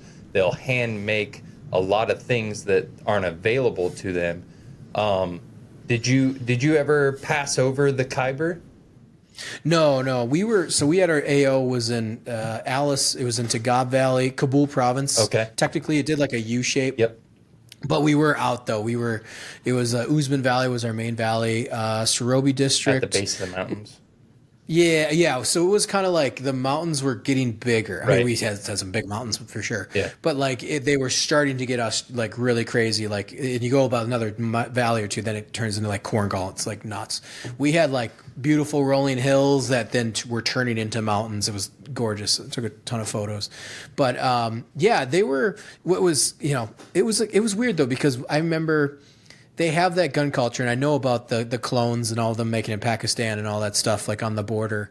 But within Afghanistan, it's weird, though, because they, I hate to say this, but it's one of those things where, the strongman rules. It's not an overcomplicated culture in that aspect of, how do we lead? Oh, you just start beating the crap out of everybody until you're strongman. It's not, now there's obviously elements to that, so it's oversimplification. But, the gun culture, after 20 years of the GY, when the fall of Kabul happens, I was texting my interpreter or one of my terps and trying to get his family up, but other stuff, I was like, why is no one picking up guns to go fight? And he's just it's not a part of their culture, but yet they're fighting all the time. So it was this weird passive aggressive type culture. And that's why, when it comes to the counterinsurgency, and I got my own thoughts on the strategies in Afghanistan where you absolutely could make it a really great place, but you're going to have to do things that people politically don't want to do, which is don't want to talk about or hear about. Well, it's on the aspect of look, man, the Russians do it really well. If you're gonna puppet government, then puppet government. That's my 2 cents. Yeah. Look, if we're gonna pump billions of dollars in this country, then you better turn it into America 2.0. They can keep their culture, which obviously we love. I thought it was great, but it's then if the president doesn't like us, then throw them out, and then put someone in that's super pro-American in. This is not a hard situation to figure out. And also it's like you feed money to build the roads, you keep track of the money, but dude, that all comes down, man. Like, you know, that's the other thing I found out too, my third deployment, was how much money was getting wasted, what contractors were getting made. The Department of State was pissing away, how basically there's no accountability except for like a private to, you know, E1 to E5s are the only one that have any accountability in that entire war. You know, so God forbid you lose a night vision goggles, you know, you're going to Leavenworth where, you know, we were running missions where USAID was basically, you know, some of those people were embezzling like tens of millions of dollars, you know, with their Afghan counterpart that they were banging, you know, and then same with, you know, we had John McCain's detail. And they were about clueless as shit. They were a bunch of Ivy Leaguers coming in, and I was the vehicle commander for one of the trucks, and I had another guy next to me, both of us Afghan vets, you know, and we're sitting there, and they literally they're talking about going to the Hamptons, you know, as East Coasters, you know, the elite you know, there's that culture, the East Coast political culture, you know, Bostonian type stuff, you know, well, you know, we're going to the Hamptons over, you know, break and blah, blah. And then he goes, and this one chick goes, you know, I think we should really give Karzai, I think we should encourage Mr. McCain to give him another $10 to $20 million grab bag just so we can get him on our side. I think that's a really good call and they're like two of these like interns talking to each other. Jesus. And I remember like I looked over to my driver and he looked over to me and we were like, you know, these are fucking idiots. And this is 2012, by the way. So this was 2013. So the big political debate in 2012, while I was like waiting to go, was are they going to shut down? Like, are we pulling out of the war in 2012? Like, I was in Afghanistan in November when the election happened, you know, Obama and McCain. And it's like, that was a big thing. Like, we didn't know if we were going to be there for another 10 years. It had already been 11 years. So we're going to, you know, stay. Wild. So it was kind of crazy seeing that, our politics and the election, you know, and you know, and whatnot. So anyway, so we had McCain's detail come through, and he was old as shit then. And, you know, we had to have a medic with him because, like, if we took him up in the bird too high, the elevation, the air was too thin, he might have a heart attack and die. So I was like, every team's nightmare was like, great, now we got John McCain, who shouldn't even be here in the first place. It might keel over and die just because of the natural environment. So, you know, it was a pain in the ass. Anyway, so you saw that politics and you see that play out, but Afghanistan, like, but it was frustrating though, because, you know, when the fall happened in Kabul, or, you know, when they're sweeping through the country, I'm like, okay, first off, you guys have all these weapons at your disposal. Why are you not picking it? Like, the average citizen, you know, I've told my interpreter, I was like, you better pick up a gun. And he's like, well, that's just not how we do. I'm like, well, then I don't know what to tell you. Like, then you're going to fall into the Taliban rule. And so it's this weird thing that they do over there. And that's most Arab cultures. It's like they, you know, people don't want to say it, but that's just what it is. Like it's a strongman culture. You know, you can go in and take over pretty easily, you know, if you're willing to do violence and hardship, you know, and it's not like, oh man, there's going to be a ton of, it's not like the resistance like goes away, you know, which is kind of, you know, so it's this weird thing, you know, with guns. It really is. And then flash forward, you have Ukraine. You know, when we were there, you know, filming, like they are a big 2A community with their like it's like going to be built. I don't know if it is in their constitution or however they work, but dude, that's a whole nother animal. You think, you know, we think we got a suite over here. You know, when I was over there, I was like talking to Ryan, who's the company of Chosen, or commander of Chosen Company. He's an Iowa boy, you know, and I was like, what can we get over here? Like, it was like our last night. I was like, what can I get? Like, what? He's like, what do you want? And I was like, I don't know. He's like, I can get you a PKM right now. I'll get you a machine gun. Let's go, and you dude. could just, yeah. He's like, you can just do whatever you want. I was like, he's like, AK, anything. I was like, can I get a javelin? And he goes, those are a little more serialized. They're obviously more of an advanced. How much money you got? Exactly. He was like, you could, but it's not worth it because they kind of track it. And, you know, he's like, and then obviously you'd want to use it because that's the war is going on. He's like, there's a couple other ones that you could get, but a javelin's probably not the right call. Yeah, exactly. He goes, hey, you want the American made RPGs? You want RPG? He's like, I'll get you RPGs all day long. No problem. Yeah, American made with like the advanced optics and everything on it. He's like, I was like, American makes RPG? He's like, yeah, there's a manufacturer right in the US that makes like really awesome RPGs, you know, and they have them. And he's like, anything you want, you can get. Like, it's, you know, I was like, that's awesome. He's like, yeah, if you want to have an arsenal and put it in your house, that's your priority, you know. It's crazy. I've been lucky enough. I've been lucky enough to have a couple conversations with Chosen on IG, and it's yeah. it's crazy, thanks to Chris, but it's crazy because you went to film school, and I do want to talk about that. Oh, yeah. Sorry, we went on the no. Good talk. It's completely cool, and I want to talk about film school, but I want to talk about you got out of GWAT and went into film school. Where did you go to film school? So, so I had got out. I had finished up in September, or no, it was August of 2013, and then finished up my degree. I think it was like January of 2014, and then they couldn't award. It was my bachelor's degree in intelligence. So I was doing it online for about 2.5 years straight, and got my bachelor's degree, and then, so I could start film school the next year. And I was waiting around for some other stuff, and I was like, this isn't really happening. I'll go to film school. And so, because I was kind of putting it off, and I was like, you know what, I'll just jump into this now. So, come about spring of 2014, I was like, every year I would Google film schools in Minnesota, see if something pop up or whatever. Nothing would ever really good come up. And then finally I was like, oh, check this out. So it was Minneapolis Community and Technical College. So it was a community college right in the heart of Minneapolis. It's called MCTC at the time. It's now called Minneapolis College. But it's one of the most renowned film schools in the Midwest, and known within just the film community. Like, you're not going to hear about it at USC, but people that within the Midwest and in those years in the 90s that Minnesota had a good tax break. So like Jingle All the Way, Drop Dead Gorgeous, I think was one. Did you just throw like Arnold Schwarzenegger's worst movie in there? Well, that's what they filmed in Minnesota. So that was like Fargo, a bunch of the Coen brother Fargo's films. Good.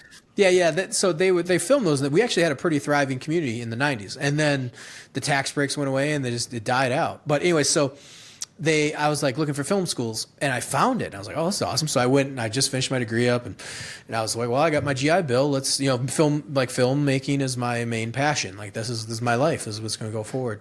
So I went in and talked to my what was going to be my professor, and I asked him, he's like, well, what do you want to do? He gave me the tour. I was blown away. I was like, this is awesome. They got red digital cinema cameras. They have LED lights. They have regular lights. They have like the pipeline programs, like real deal shit. And I'm like, this is amazing. It's a 2-year program, and for an associate's of science. And so I go, he goes, well, what do you want to do? And I said, well, I want to direct films. I want to be a film director, but I also, I want to know how to make movies. And he goes, okay, become a cinematographer. And he goes, and you already know how to film direct. He's like, you already kind of have that. He's like, but the skill is in cinematography. He's like, I know what you want to do, become a cinematographer. So I was like, sounds great. So I literally signed up that summer.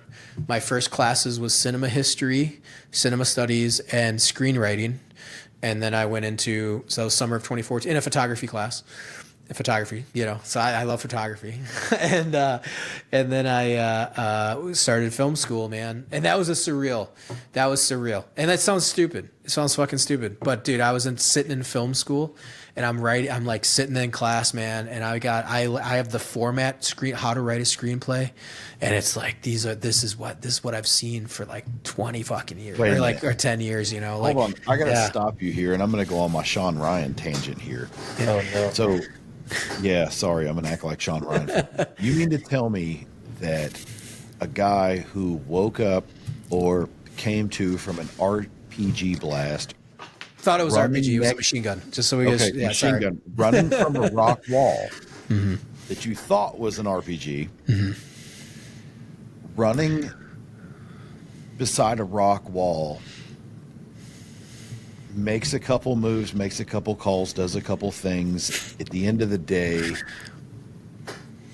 earns a silver star for valor, and Midwest Film School ends up in community college film school is the cool shit. Like, let's go, my man. Yeah, like, it was. It's because you're realizing that goal. It's all perspective. Yeah, it's all perspective, man. Yeah, I'm a nerd, and I love movies. I mean, dude, that the films are my life. Like, it's always that underline until you realize that that's it. Like, I watch movies with my parents. We were always, and I just, a lot of families do that growing up in the 80s and 90s, and 2000s, and right. And I had found out I wanted to be a film director when I was 13. Like, so that has been, nothing's changed.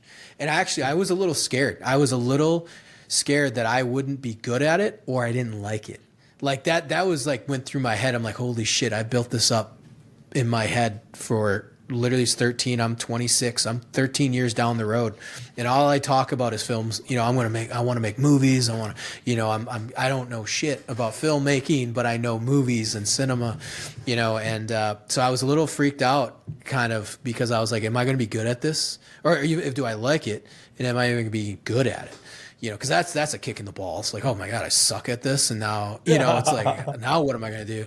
You know, and so yeah, man, it was awesome. And it was, dude, we were sitting out watching movies, and we're critiquing them, and we're going over how to write a screenplay, and I'm looking at the script format. You know, and some of these things are obvious if you were like nowadays, because you can look up script format. You couldn't look that up back then. And also, people, if you don't know what you don't know, and I'm one of those type of guys where like someone needs to show me once and I understand. Yeah.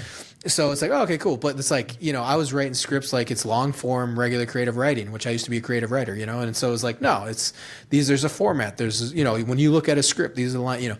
So I'm looking at it and I'm like, oh my God, this is so cool. You know, we're literally watching a movie and we're talking about it, and we're, you know, and then you show, you don't tell, you know, it's all the tricks of the trade of writing the screenplay. And then, like, you know, how do you translate that to on screen, and, you know, how do you convey emotion without saying it? And, you know, and writing your first screenplays, or writing your first short scripts, you know, and then, so the first year was awesome. It was great, you know, and it was like learning the techniques. So like so they had all these different classes going. They had cinema production 1, 2, you know, and so it was like, okay, I want to do slow motion. I want real slow motion built in camera, none of this like post-production bullshit, you know? And so I found cameras that could do 96 frames a second. It was a GH4, and, you know, and so then I was talking to my professor, because I had money at the time. You know, he was slowly dwindling away, partying and traveling and spending on ex-girlfriends at the time. Yeah. You know, and so my professor was like, oh, go on to, I think it was like Borrow Lenses or something. He's like, hey, go check it out. You can look at these, you know, rent this camera for your, and nobody, here's the thing, you know, you get out what you put in, you know? So for me, those 2 years of film school are some of the best 2 years. It's like some of the best 2 years of my life. Like, it was fun. You know, I'm confident, I'm in shape, I got 70 grand in the bank, you know, I'm single, I'm traveling, I'm partying every weekend, you know, like, dude, and I'm in film school. Like, I get to go my whole life, I'm collecting BAH, dude, it is primo. And also too, just psychologically, my life like slowed down. Because it was go, you know, and film school like actually felt slow in a good way. And I've been fortunate enough to understand the situations I'm in, to understand that this is, you know, to take your time, to take a beat, to be like, just, you know, enjoy the moment. And I've been pretty fortunate to kind of psychologically or just mentally understand that in some aspects. You know, it's like, just enjoy it. Like when I was in Afghanistan, it was like, just enjoy this moment.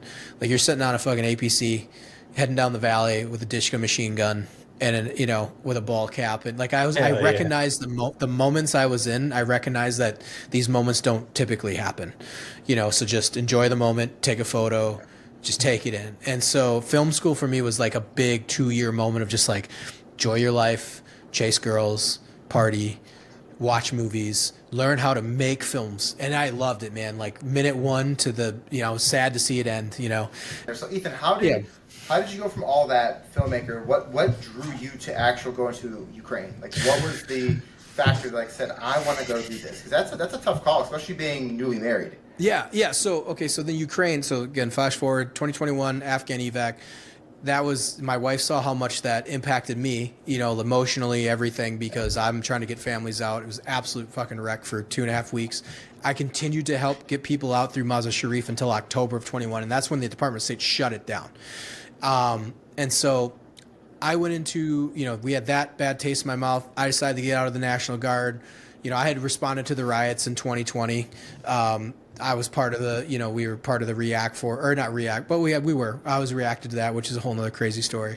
And I don't know, it was like the military, I was half-assing it, you know. I was like, do I stay in? Do I become an officer? Do I, you know what I mean? Like I'm I just need to get out. Like, this is, if I'm not putting my best foot forward, I just need to get out. And I wasn't. I was like, I wasn't doing, you know, I was, as he was amazing. My master sergeant told me, he goes, you're a slacker. And I'm like, that's perfect. Like, that's a great way to describe me in the National Guard right now, because when you assign a task to me to do something, I'm the best at it. I'm really good at it. I get it done, proficient, etc.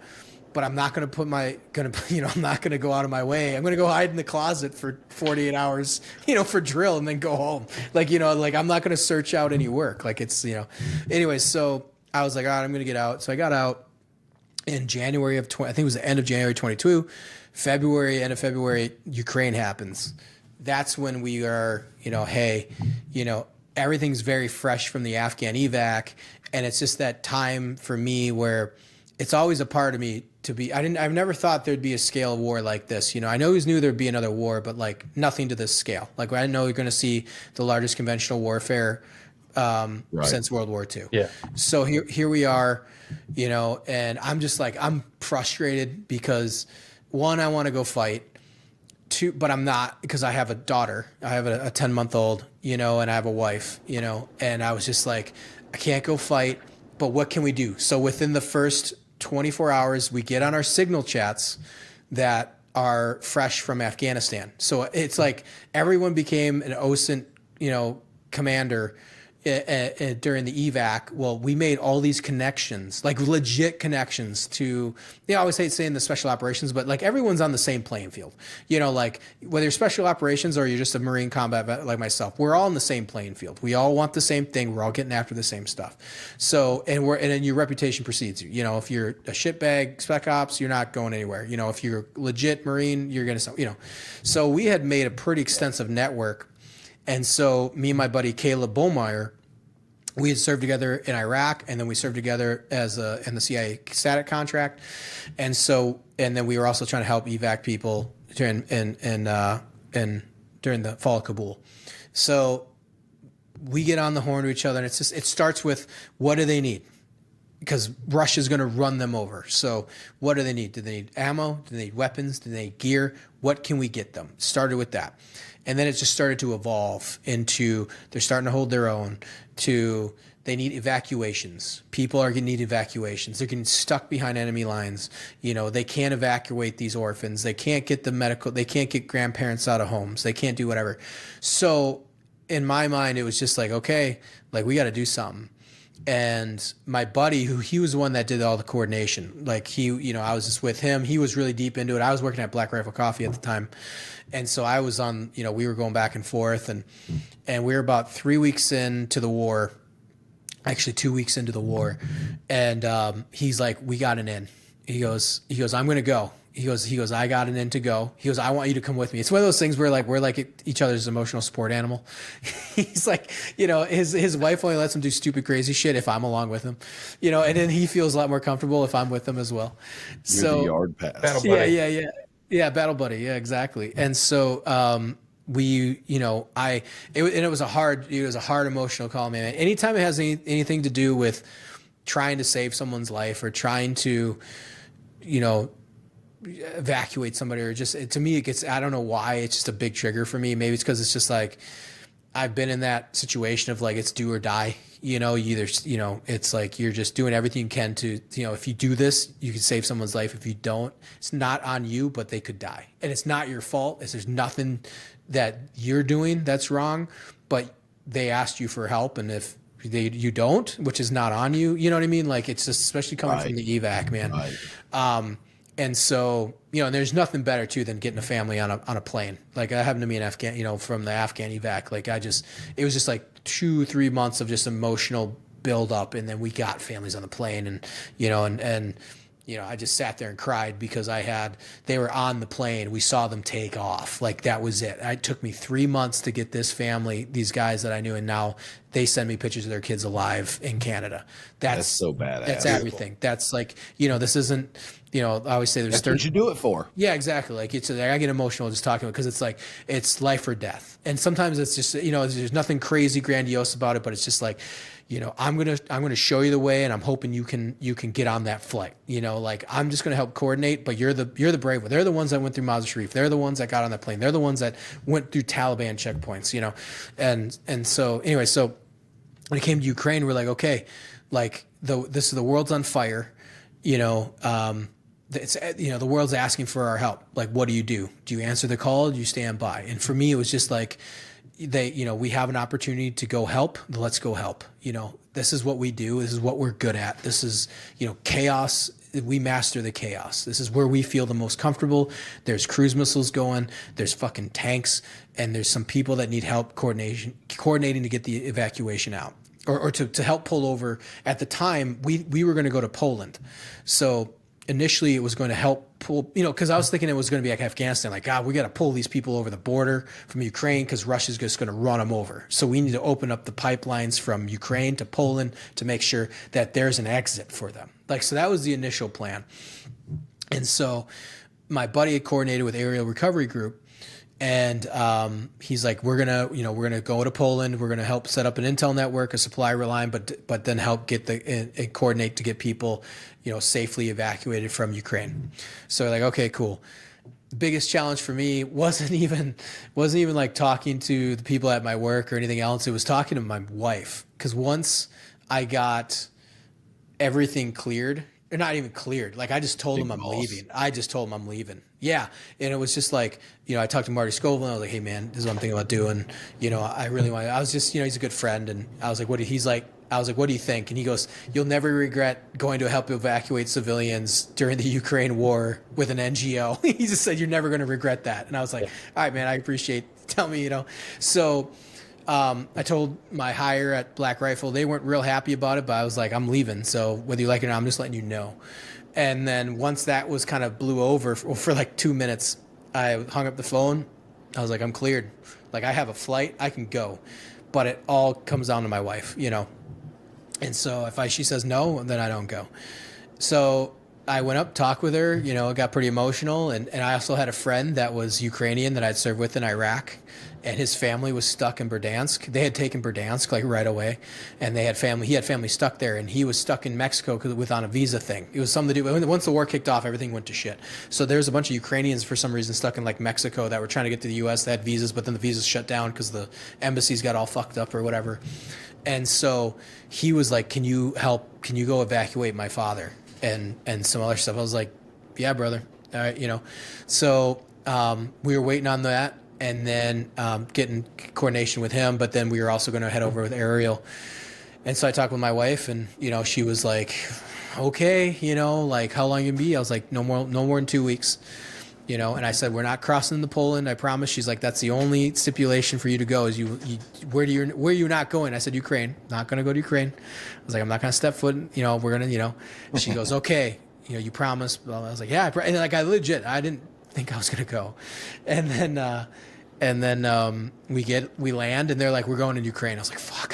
So, like, I was like, okay. Oops. So the hardest part about all that was basically like telling my wife that I'm in Ukraine.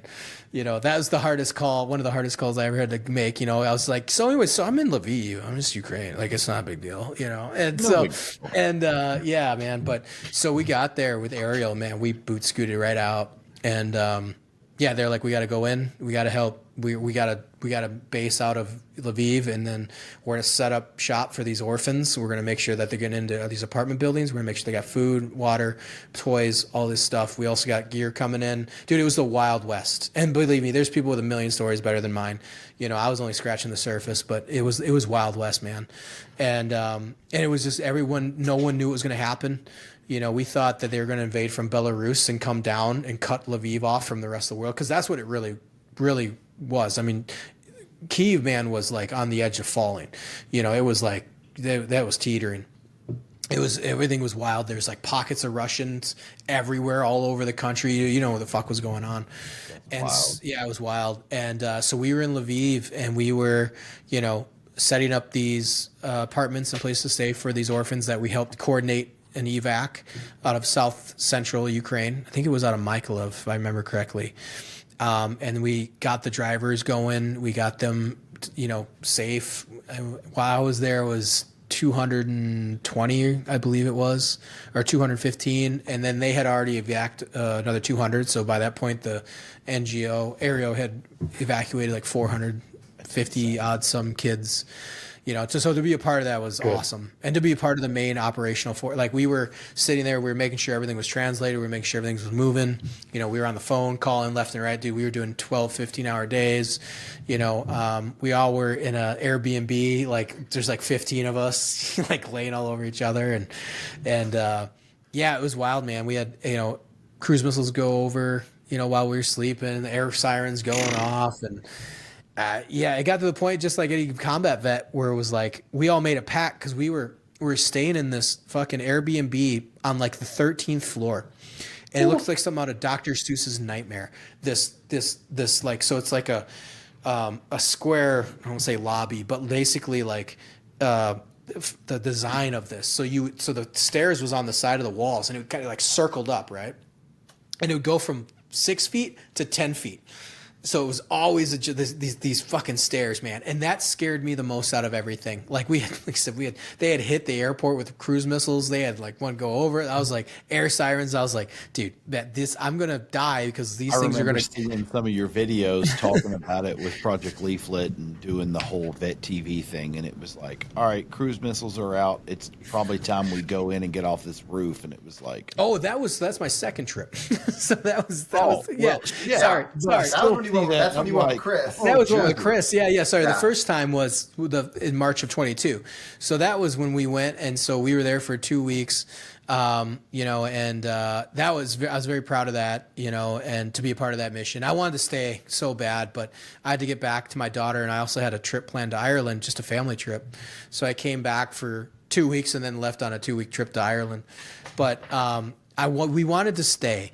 But it was one of those things where, like, I got a kid back home, my wife, the fact that I even got the opportunity to do this was phenomenal. Just, like I said, it was one of those things where, like, for me, it was just, hey, we need to go help. Let's go help. We have the skills, like rolling into Ukraine. I said this before. It's like, I just felt at home. Like when we crossed that border from Poland into Ukraine, dude, it felt like it was on. Like I was locked in, felt super comfortable. I knew what I was doing. I knew ingress, egress, because all my training, it's like one of those things where, like, everyone probably asks themselves, like, hey, do I still got it? Do I still got it?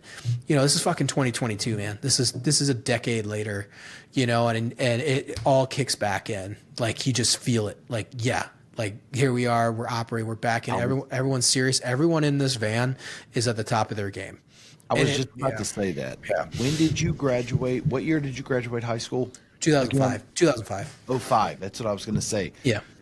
So you joined the Marines in 05. Yeah. And let's fast forward now. It's 2024. So it's 19 years. Jesus, yeah. Yeah. I understand that sounds like a long time. Hold on. I want to say this because I think it really carries a lot of merit. You've talked about 19 years of your life, and although that seems like a lot, your 19 years is more than most people live their whole life. And that's just a crazy. I'm listening to 19 years of your life stories, and those are more than most people's stories. And I just want to say that carries a lot of merit. Like, I know that you're like, holy shit, this has been a lifetime ago and it's a long time, but like, there's a lot of people that don't do that much shit. And I'm not even talking about wars and fighting. I'm just talking about that much shit in their whole life. And this is like a 19-year snapshot of your life that, God willing, you're here to your 80 or 90 or 100, depending on how long you truly want to live. Like, that's just amazing to me. Oh, thanks. I appreciate that. I mean, I'm not trying to toot your horn. I'm just yeah. That's just freaking crazy. Like, I'm like, what'd you do last weekend? You're like, I went to Ukraine and I helped orphans. And I'm like, I went to Home Depot and McDonald's. Like, what the fuck? That's shit. It was funny when I did that. It was, and my wife was mad, but she was super proud at the same time. Like, so when it was the one promise I've ever broken in our relationship. That was it. Like, if I was going to make that call, that was the call. That was the one promise. Like, okay, it's probably the best excuse I'd ever have about breaking a promise in my entire life, but yeah, she was like, I'm so mad at you, but I'm really proud, so it's like super funny because her friends wanted to back her, but then they're like, so what was it like, so no one asked about it, but then everybody knew about it, so because they wanted to take her side. I lied to my wife, but it was to save a bunch of orphans. So yeah. I didn't even lie. I never lied. I don't know, man. That's like Disney movie shit. Like, the moment you bring in orphans, like, it's over. Like, it was like, what'd you do? I saved some orphans in the parking lot of Home Depot. Like, that's nice. What'd you do? Oh, I saved orphans in Ukraine. Like, oh shit. Like, I can't do that. Well, it was, and honestly, like I said, the true, the Ukrainians are the ones that did all the work. Like, they truly were the ones that ran the gauntlets, and it was just us helping to make sure that they got where they needed to go. And it was just, and when we received the kids, it was just like, we went and got food for them. And you just like, and they're orphans too, man, you're just, they got nowhere else to go as it is, and Russia, I mean, we can talk about all sorts of stuff like Russia, Ukraine war, but man, this is a fucking ruthless war. Man, they executed one of their guardians in front of them. That's why it took us a while to get this one bus driver he was driving around with these kids and he didn't know what to do with them, because he was afraid to like basically make a move because they had already executed some of their caretakers in front of these kids. So you're just like, what the fuck is going on? And they're bombing buildings. We were there when they bombed, and the siege of Mariupol was happening. They bombed civilians. It said civilians on the Opera House. It was a very famous thing. They don't give a fuck. It's an absolute scorched earth tactic. They will wipe out civilians. They will wipe out homes. They will wipe out everybody. So it really became a mission to like, hey man, this isn't a counterinsurgency. This is full on conventional warfare, and we need to get these fucking people out because civilians are going to die, and if we don't help them, they can't get out. Like, and so it was a lot of NGOs that were there, and it was the craziest thing because it was like, is the most united I'd ever felt since 9/11 on that plane from Chicago. We land in Chicago. I meet up with my boys, meet up with a few other people, and people getting on that plane to Poland from Chicago. Dude, you walk on that plane, man, and we sat down and you looked across the whole plane, and it's all guys like us. Some of us were trying to be a little more discreet than others. Other guys didn't give a fuck. They're with their 511 bags, tactical boots, whole nine, fucking high and tight, Marine Corps shirt, or whatever. It didn't matter. But it was crazy because we all looked at it. Everyone just looked across the plane, and it was like a big plane. And there's a bunch of us. There's a lot of empty seats because it was going to Poland. I mean, the war was kicking off. It was going to Poland. You're going to Warsaw, yeah. So we were like looking at each other, and it was just like this mutual respect of like, I'd never felt anything so united since 9/12. Like, since the day after 9/11, and a bunch of us felt that. And the crew, the Polish crew, they knew exactly what we were doing. They were like, looked at us and said, thank you. Like, we need your help. We appreciate you doing it. COVID was still kind of going on. It was like the end of COVID, and like the plane takes off. Fucking everyone takes their mask. Like, fuck this. Like, you guys are going into a war. We got bigger stuff to worry about. Yeah, we got big shit to fry. So it was nuts to feel that, to be a part of that, and then to interview guys like The Chosen Company and Ryan, and guys that literally fought off and held off the Russian advance. They're those dudes are the heroes. It's nuts, man. And I looked to those guys and a little bit of envy because I was just like, I just thought about it for weeks. Like, God, I want to go fight, but it's at that same point where you have to make a decision of like, I got a kid, I can't. And my wife asked me this not too long ago when I went to Ukraine the second time, which we'll talk about now. And she was like, after I got back from the second time, she asked me, she was like, would you have gone and fight? I was like, yeah, in a heartbeat. Like, if I wasn't married, I'd be alongside Ryan right now. It's like, if we didn't have Finley, I would have stayed and helped out the NGOs for months. Like, I would have done that time from March till like May, June. I would have gone back for, we would have done runs. We would have done all that. Like, I would have stayed. But it's just, that's the obligation, like I always say, I got that time in before I met my wife. I lived a few lives before her. And so I can't put her through that because she didn't sign up for it, you know, like, and I also got it out of my, I also did it like in my, I don't say got it out of my system because it's never out of your system. And I think she kind of realized that it's a pressure release valve for me, that like every once in a while I have to go do something, or if there's something that needs to be done, that's a pressure release valve. And, you know, we've talked about other things, like even with like, after that, we were pretty close with aerial recovery, and they got into counter human trafficking, and we started talking with groups about counter human trafficking. And so possibly helping with that, you know, just doing something, you know, cause it's like something you have to just do, you know, you have to release that pressure. And so anyways, so we get back from that first time to Ukraine. I wanted to go back. I get back. My wife's furious. So, you know, she's like, you know, you went to Ukraine. You're supposed to go to Ukraine. Aerial recovery group, because me and Caleb, you know, we were kind of the favorites out of them. They were the Marines, you know, most of them were like SF dudes, or, you know, Airsoft SF or whatever, you know, special operations. Yeah. But they were like, they call us, they're like, hey, can you guys come back? And me as a filmmaker, Marco was one of their film guys, because they're an NGO, so they need to film the stuff they're doing and then raise money, you know, for people for donations. And so he wanted me to come because he had been there for like months and got kind of not stuck there, but they were like, hey, you need to stay. And so he calls me up. He's like, bro, you know, we'll pay you. Come back. You can operate and help evacuate. You can do runs. They're doing runs into Kyiv now. You know, still, you know, get that adrenaline, and you can film. He's like, you can film for us, you know, because he's like, I need a break, and I've seen your stuff, you know. And I was like, yeah.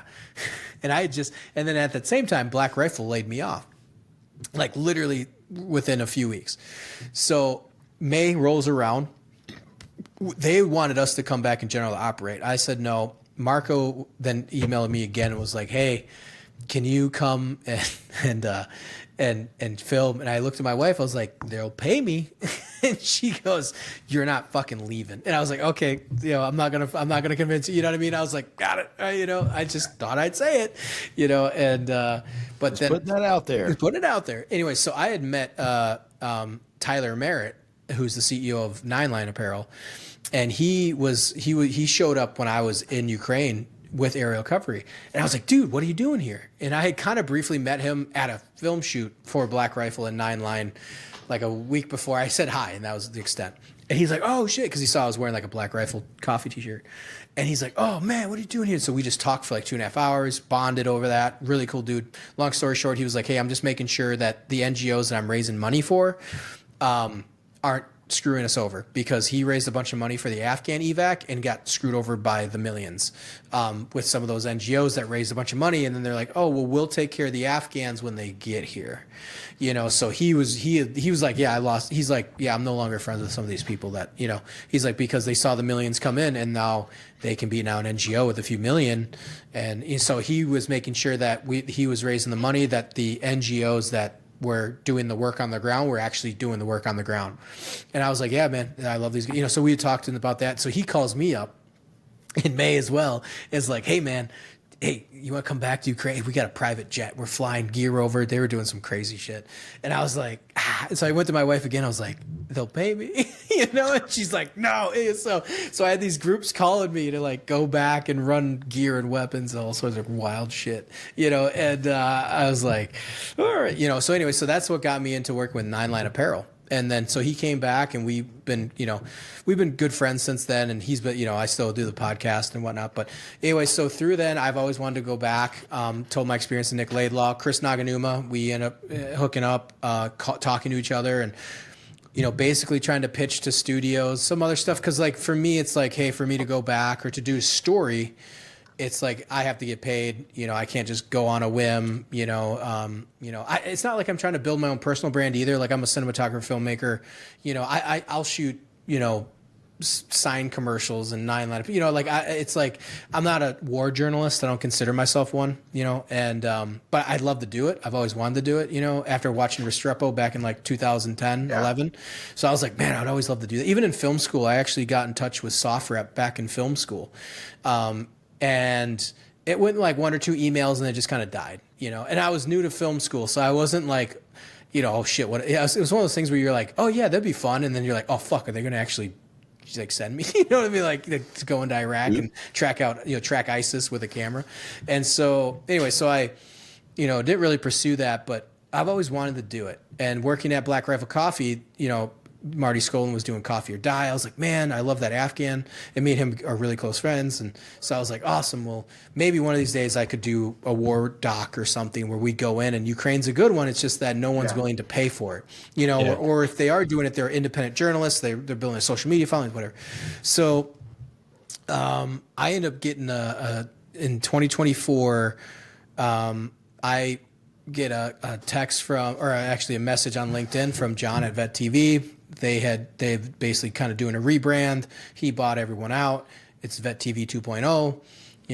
Long story short, he hits me up. He's like, I'm looking for veteran filmmakers. And I was like, cool. I pitched him my idea for this show that now we're trying to work that out right now.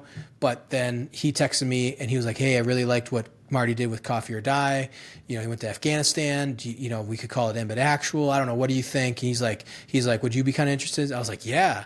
And I was like, just so happens that I have a pitch deck full of stories, of war stories that we could do. So I had like the National Resistance Front. I had, guys in Nairobi that were hunting down ISIS. We have the, drone stuff in Ukraine. We had a few Ukraine stories because we knew a bunch of people in Ukraine. So, Ukrainian EOD, with Swampy and all these guys. So I pitched him that. I was like, look, I got Chris Naganuma. He's with Leaflet. We can go in for like 10 days, get a shitload of stories. We'll try to get some cool footage, but it's, Chris's connections. So we would have to kind of figure that out. And it's also, but if we do this, it's got to be relevant. Right. It's relevant. It has to be. Like, we can't shoot this and then release this a year from now. Like, we got to shoot this and get it out. So the original plan was actually go shoot this and then go to Israel like 3 weeks later. Oof. Yeah. Ooh. Yeah. So that's a move. It was. And we were pretty excited about it. My wife wasn't super happy, but it was, it's good. It's good pay. Like, it was my full rates and made good money off of it. And I was editing as well. So it was like lucrative, And so I was like, okay. And then we were there and it was like, man, we shot a ton of stuff. And I'm the only one handling this. We don't have an editor. I'm the editor on the project, because he liked my style of editing, keeping the costs low. For like a test run. It wasn't a test run. Obviously, it's still like 3 episodes. The 3rd episode should be coming out next week. But I wrapped that up last week. And but it's just like, all right, let's like slow down, see where we're at before we spend more money, see what we have. And so, so we went and filmed, man, and we just had some great opportunity. We went, filmed, interviewed Chosen Company. And that we were about to leave to the east. And we got there too. They had hit the hospital and something else like 2 weeks prior to us leaving. That was the other thing too. So I didn't. Where I was about to leave, I got the green light from the wife. We're getting the gear ready, and they bomb like the children's hospital. Mm-hmm. And this is when I stopped posting about shit on my social media because my wife sees mine. So I just like stopped, And so then like my dad and somebody were like, yeah, didn't they just bomb a hospital like 2 days ago? And I'm like, no, I don't know what you're talking about. Like I just don't even shut the fuck up, And then like 2 days before we showed up, they got hit with like a drone swarm or something. And like as any combat vet, you're like, man, fuck, I want to be there to film that. Like this excitement.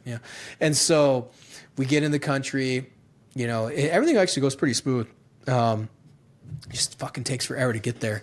And so we fly into Warsaw, we get in, and we're filming, man. And we filmed the UAV factory, filmed some experimental stuff where they kind of R&D, UAVs, long range drones. But you're also talking like heavy lift stuff for like mortars and not only just FPV stuff, but they were also designing the AI one, which can lock on a target and then readjust, lock back on, and then hit without human interaction. Chris was mentioning that basically like setting patrol parameters and saying, hey, patrol this area, and if there's a threat, do what you will. Yeah, exactly. And it also can readjust, like goes from the back and find the engine block, computes it, and fucking, goes in. There's a new drone kind of coming out. I think it's called like, from Adriel. I can't remember. I've been seeing it more and more, but it's like, coming from the U.S. manufacturers. It actually looks really good. It's kind of what they would need. But anyways, it was really cool. And then so we head out. And the crazy thing is, this is where you get it. You get in what you get what you put in, right? And exactly. And the thing is like it's just like everything else. It's like it's a lot of effort to do, and it's fucking miserable, man. Like when you're a filmmaker, it's more than just like, we show up, we filmed, and we left. It's like, dude, these are long hour days. You're up till 1 a.m. You got to make sure the footage looks good. You got to make sure your batteries are charged, especially on a situation like this. And I've been in enough scenarios where, I'm the writer, director, producer, so I got to make sure all the gear is prepped. I got to make sure the footage is downloaded. I got to make sure the cards are good to go to wipe and format. We got to make sure the audio is good. So I'm doing like 20 different jobs, on this trip. But yeah, man, we show up and we get to the border. We finally cross the border from Warsaw to Ukraine, or Poland to Ukraine at like 8 p.m. It's a fucking 7.5 hour drive. And we got to meet up with the drone guys in the morning at 9 a.m. So we don't get in till about 5, 6 a.m. You can't just call it off and be like, hey, can we do this tomorrow? So we slept slept for an hour and wake up. So I'm fried, dude. So that first part where we go into I'm like, my mind is fried, but I'm trying to keep it together, and so I'm like, what's this UAV, and not only that, I have to film, I have to do the B-roll. I got to make sure you hired me because I make this look good. This isn't some vlog coming in, some war reporter being like, take a look at that, film that for B-roll, because you can watch that on scripts. You can watch that on Vice. You can whatever. The reason I'm doing this is because I want to make this look cinematic. I want to make this piece emotional. I want to make sure you're attached, you're into it, you're attached to it, you understand it, you're excited, you get something from it. So it's a full length, beginning to end, how I make this as a filmmaker. So I we approach this not as war journalists, and I said this isn't journalism. This is filmmaking. So call it a war doc, call it war filmmaking, call it whatever you want, but it's not. To me, it's not journalism. So, and I wanted to separate myself in the piece and embed from that. You put more effort into everything that you do around, and also it comes into post-production as well as how you tell that story. You got to put your Tarantino on it. Exactly. Yeah. Or you just got to know how to, these are emotional moments regardless, but sometimes that doesn't come across film unless you make it emotional. So it's almost like it's an emotional moment when you're there, but when you watch it on tape, it's not. And you almost force a reaction. Exactly. And you got to bring that emotion back into it. And that's done by editing, and that's also done by music, Yeah. And that comes into play when, we found out that one of the guys was killed that we had talked to, Irish. And I put that in there, and we found out that he was killed, I think it was 48 hours after we had talked to him. But we didn't find out until we actually got back from the trip. Right away, they're like, hey, Irish was killed. Max was wounded. He almost lost his leg. Psycho is in surgery right now, and a few other guys have gotten shrapnel pretty bad. So we were like, so we put that in there, and that's an emotionally heavy thing to talk about. Like, I just recorded the last moments of this kid's life, 48 hours before he died. And we're sitting there talking with, and like, honestly, I did so much filming, I didn't remember if I filmed. I remember we talked to him. I don't remember if I filmed it. You know what I mean? Like, cause it wasn't a priority. It wasn't like cause I remember saying, hey, we should talk to Irish, but we're kind of here more talking to the Ukrainians at that point. It's not so much Western volunteers, and there's like 2 Western volunteers there. So we were like, okay, cool. Like, we'll film it. It doesn't really fit, whatever. But we had talked to him offhandedly in general, and another guy, Suso. Both were great talks. But I didn't realize I had filmed it. So like, that's how much stuff you feel. Like, I don't even, it was like, unless it was a priority in my head, it just goes out the window. Right. Yeah. So I had to go in, and this is like the first thing I edited, because we had gotten word like almost immediately once we got back from the States that he was killed. So I went back into that date. I was like, do we have anything? And I see him in some of the footage. I'm like, I know that's him. And then and then I look back, and we were recording on our iPhones through night vision goggles that we had that scene with him, and I had recorded that they were talking about religion, and he was a child of war and all this other stuff. So That was pretty heavy. I edited that up right away. That was the first thing I ever did. I edited that up, and I sent it back to the 3AB, because I'm also a combat dude myself. Like, I'm a warfighter myself. I understand how that feels, and that's, I think, the mutual connection that we have with Embed Actual and whoever we go and interview, is that we've been there, we felt it, and we're on your side. It's not, I'm not here to be like, get you a gotcha moment and trying to get you to do war crimes so I can win a fucking, Emmy or some shit like that. Like, we're here to tell your story in the way that I know how to convey this to an audience. Just let me help you tell your story. Cause I've been there. I know how it feels to be in that trench. I know how it feels to pull that trigger. I know how it feels to have the weight of the world on you, that you're joking around, I can put everything that you do into context, you know, and I'll know how to edit because I will control this footage from beginning to end, you know. Right. So that's, I think, what separates us and Embed Actual from if watching scripts or watching whatever, you know, that are just pieces about, you know, they're more just journalistic pieces, you know. Anyway, so yeah, we go back to the UAV factory, dude, you know, it just comes back to that mentality of like, you just got to fucking work hard, man.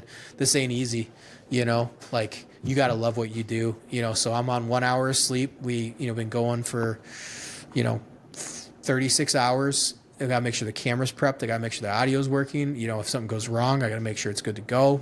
I got to make sure Chris's shit's working. I gotta make sure we're getting the beats we need for the edit, and I'm half dead. So it's just like, you know, you just gotta put all that together and put your game face on, you know. And I think a lot of that, you know, I know that my threshold of pain and misery is so high, and because of my deployments, because of where I put myself, because of what I've done, that even that this is miserable, but you're still doing what you love. You push through it.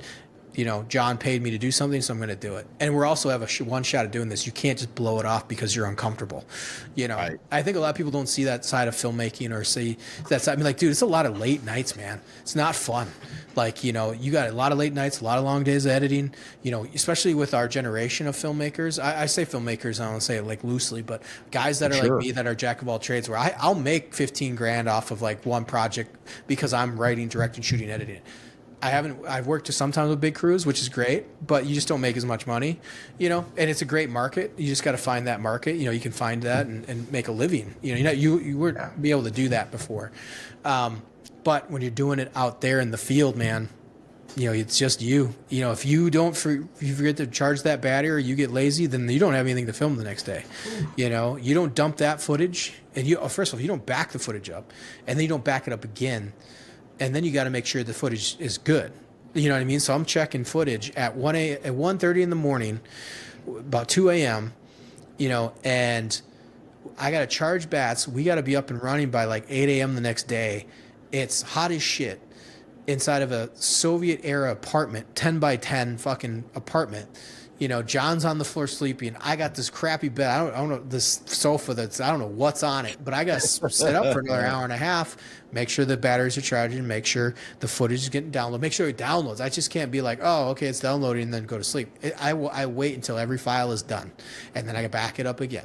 And then you got to, you know, so it's just, you know, it's make sure the cards are good. You put one side to make sure that those can be formatted. And believe me, no matter how many times you back something up, you will always get a pucker in your asshole when you format that card because it wipes that footage out. It's scary. It's scary as shit.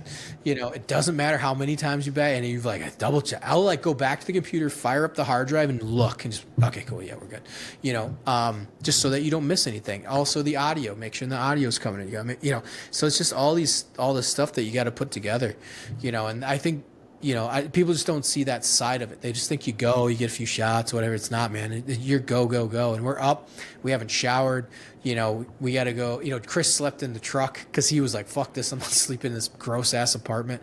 You know, and, yeah, it was just wild, man. And so we went and we went and saw 3A. Yeah, so that was the night after 3AB. And they were awesome dudes. And then they invited us back to go smoke with them. And I smoked a cigar with them. Yeah, you know, and then they were like, we didn't drink with them. Yeah, just because they had to do stuff the next morning, but they, you know, they like to get high. So I don't smoke. So I was like, oh, I got my cigars though. I got Warfighter tobacco cigars. So I'm like, hell yeah. So I'll smoke a cigar with you. So we're sitting smoking cigars, we're bullshit. So we just bonded with these guys, and we couldn't film it, any of it, you know. And then me and John and Chris were like, "Fuck, man! If you were to film something, this is the one thing you want to film. This is the thing you want to film. The combat like veterans coming into the new generation of conventional war fighters. You know, they're smoking weed. I'm smoking a cigar. We're telling war stories. They're sharing like their fucking weird techno music. They're like, check this out. You know, we're showing, dude. You ever heard of Ramstein? I love it. They were awesome. They were great, man. And it was like, this is what you want to capture. Like, this is unprecedented access. But it was like, sure. You know, right away they're like, no footage. We're like, yeah, don't worry about it. No filming. But that sucked though. We were so smoked, and then we went and did that, and then we had to come back to the apartment and then dump and reload everything for the next day. Anyway, so Yeah, we just do stuff like that. You know, you do the pits, tits, and ass fucking shower. You know, take some. We're all take wet wipes, and you know, dude, we're on the ass end of Ukraine on the east side. Like, you know, where there's showers, but we don't live in those places that have showers. Right. You know, it's mostly a military town, so we're just like, all right, man, this is how we live. You know, and so yeah, it was pretty wild. And then we went and did the UAVs, did the artillery, got to see how they lived, got to see long range artillery. Long range UAV reconnaissance go, which was super awesome to see that. We tried getting the FPV drones, but it was too dangerous for us to go and embed with them. They were just like, because at that point we're like, hey, we'll go, and they're like, no, we're not going to have dead journalists on our hand, you know, or you know, no, they're like, we can't have dead media guys on our hand. They're like, no, you're not going. We're like, hey, well, we'll go. They're like, no. And then the one artillery unit we were about to go see that morning, we wake up, teacher calls us and he goes, hey, we have to delay or push off for a little bit. I'm trying to rework what artillery unit we can take you to, because the one I was about to take you to got hit with Russian counter battery. So we're not taking you there. And I was like, roger that. So, you know, and yeah, so they got us to a different unit, you know, got us in, filmed that, you know, and then we went back and filmed some night stuff with 3AB, and yeah, man, it was wild. And then, yeah, every day we filmed something. Like I said, my mind starts going nuts. And then we went around town, filmed, you know, a bunch of the devastation of the fighting that's out there on the east side. And yeah, man, just took photos, and it was kind of crazy. And then they did the Kursk invasion while we were there. I called up a few guys I remember from March 2022, and I was like, hey, what's going on? He's like, oh, dude, we've invaded Kursk. You know, I was like, can we try to see you guys? He's like, absolutely not. No way, man. He's like, not today. Yeah, he was in an EW unit, electronic warfare unit, and he headed up there. And so we're like, okay, cool. So we headed back, did a few more interviews. Yeah, man, like I said, it's a blur. Like, I'd have to look at my schedule, like what we did, you know, and yeah, and then bugged out, you know. But again, though, before we went out to Izium, though, that's when we were hoping we were hoping we would see some action, like some interceptions or whatever. And so we woke up, man, and rushed out, and that's when you just see the fucking AA Patriot missiles just slamming, and dude, he was like boom, boom, and you're just like, holy shit, you know. And it's just, yeah, and everyone's adrenaline's up, like, all right, sweet, you know. We got it on film, and I had prepped. Again, this is prep. So I had a 24 millimeter 1.8 all ready to go, you know, and all you had to do is flip it on, press record, and that was it. And it was all set. Like, the settings were all set. So all I had to do was grab it and go. And I set it right next to the door in case we had to run, because we knew something might happen. And I did. We ran out and but the power of filmmaking, naturally, you know, or Murphy's Law, something goes wrong. So the mic that I had attached to it, you need to turn on manually. It didn't turn on when you turn the camera on. So and it's plugged in, so the mic on the camera isn't running at all. So that whole take, there's no audio. So it's funny. So if you look at the take, it's great. You've got the footage, it's in the show. I turn the camera around. I have no shirt on because I sleep without a shirt on. And it's just yeah, me. I like to party too. Like, I'm like talking to the camera, like, oh, you got interception. No audio. So I'm talking like an asshole into this camera, and in the take, there's no audio. No. So, but we were running our phones. John was running his phone. They got out there like a second before I did. They had their phones going. So did Chris. So I grabbed the audio, slapped it onto the footage, and you know, it's all the same audio. Magic of post-production, baby. Exactly. Yeah. Magic of post-production. But it is funny, if you watch that original take, there's no audio, and it's just me talking to the camera, like, shirtless. Amazing. Amazing. All amped up with no sound, just doing a commentary, and fucking nothing's recorded for audio. Ethan, but yeah. So I want to interject. I'm sorry to cut you off, my brother. It's been a great talk, but I think we're getting pretty close to that time. And we warned you before the show. Yeah. You've been on a runner, so I don't know if you've thought about it. But we want to ask you the same question we ask everybody. It's not original to us. We stole it from somebody else, of course, but we want to know. I mean, obviously a fire-hardened Marine. If you are going to take 5 guns to serve you the rest of your life. NFA doesn't matter. The cost of ammunition doesn't matter. None of that matters, but you only get 5. What 5 guns are you taking with you? You don't have to own them right now. You can. Yeah. I would say so. My thing is, we're gonna judge you too. So. Okay. So my number one overall, right out the gate, is the M4 203. But it'd be match graded. So it'd be match grade M4 203 with a suppressor on it, with a Leopold 1 to 8X red dot on top. Match grade trigger. I only say it because Afghanistan I carried it, and it's the ultimate weapon. Like, to me, it's just, that's it, man. You can run a trench in it with it. You can go in the mountains of Afghanistan with it. You can Iraq with it. It's like, to me, it's just the all around weapon. It's got a grenade launcher on it. You know, you can do a lot with it. It's a 5.56, whatever. But that'd be one. That'd be my number one. Shit, man. I like myself an AK-47. There's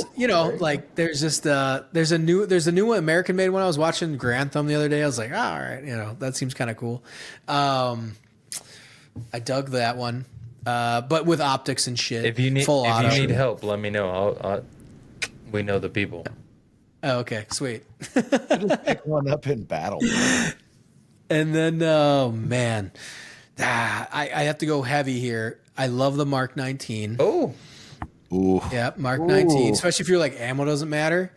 Dude, Mark 19 will level buildings. 50 cal is great, man, but dude, Mark's got like a 2,000 meter range on them, or like a 1,500. Obviously, because the round's just a little bit different than like what you shoot out of your 203. So it's, so it's just like boom, boom, boom. Those things were phenomenal in Afghanistan, and they're just like, so you could tear some shit up with that. So I'd say a Mark 19 with obviously whatever ammo, probably with I never got the cool high speed shit that was like the SF. They have like all the optics and shit on. I was running irons, so we're just like, it's still a Mark 19 though. Like, yeah, it's still a Mark 19. Yeah.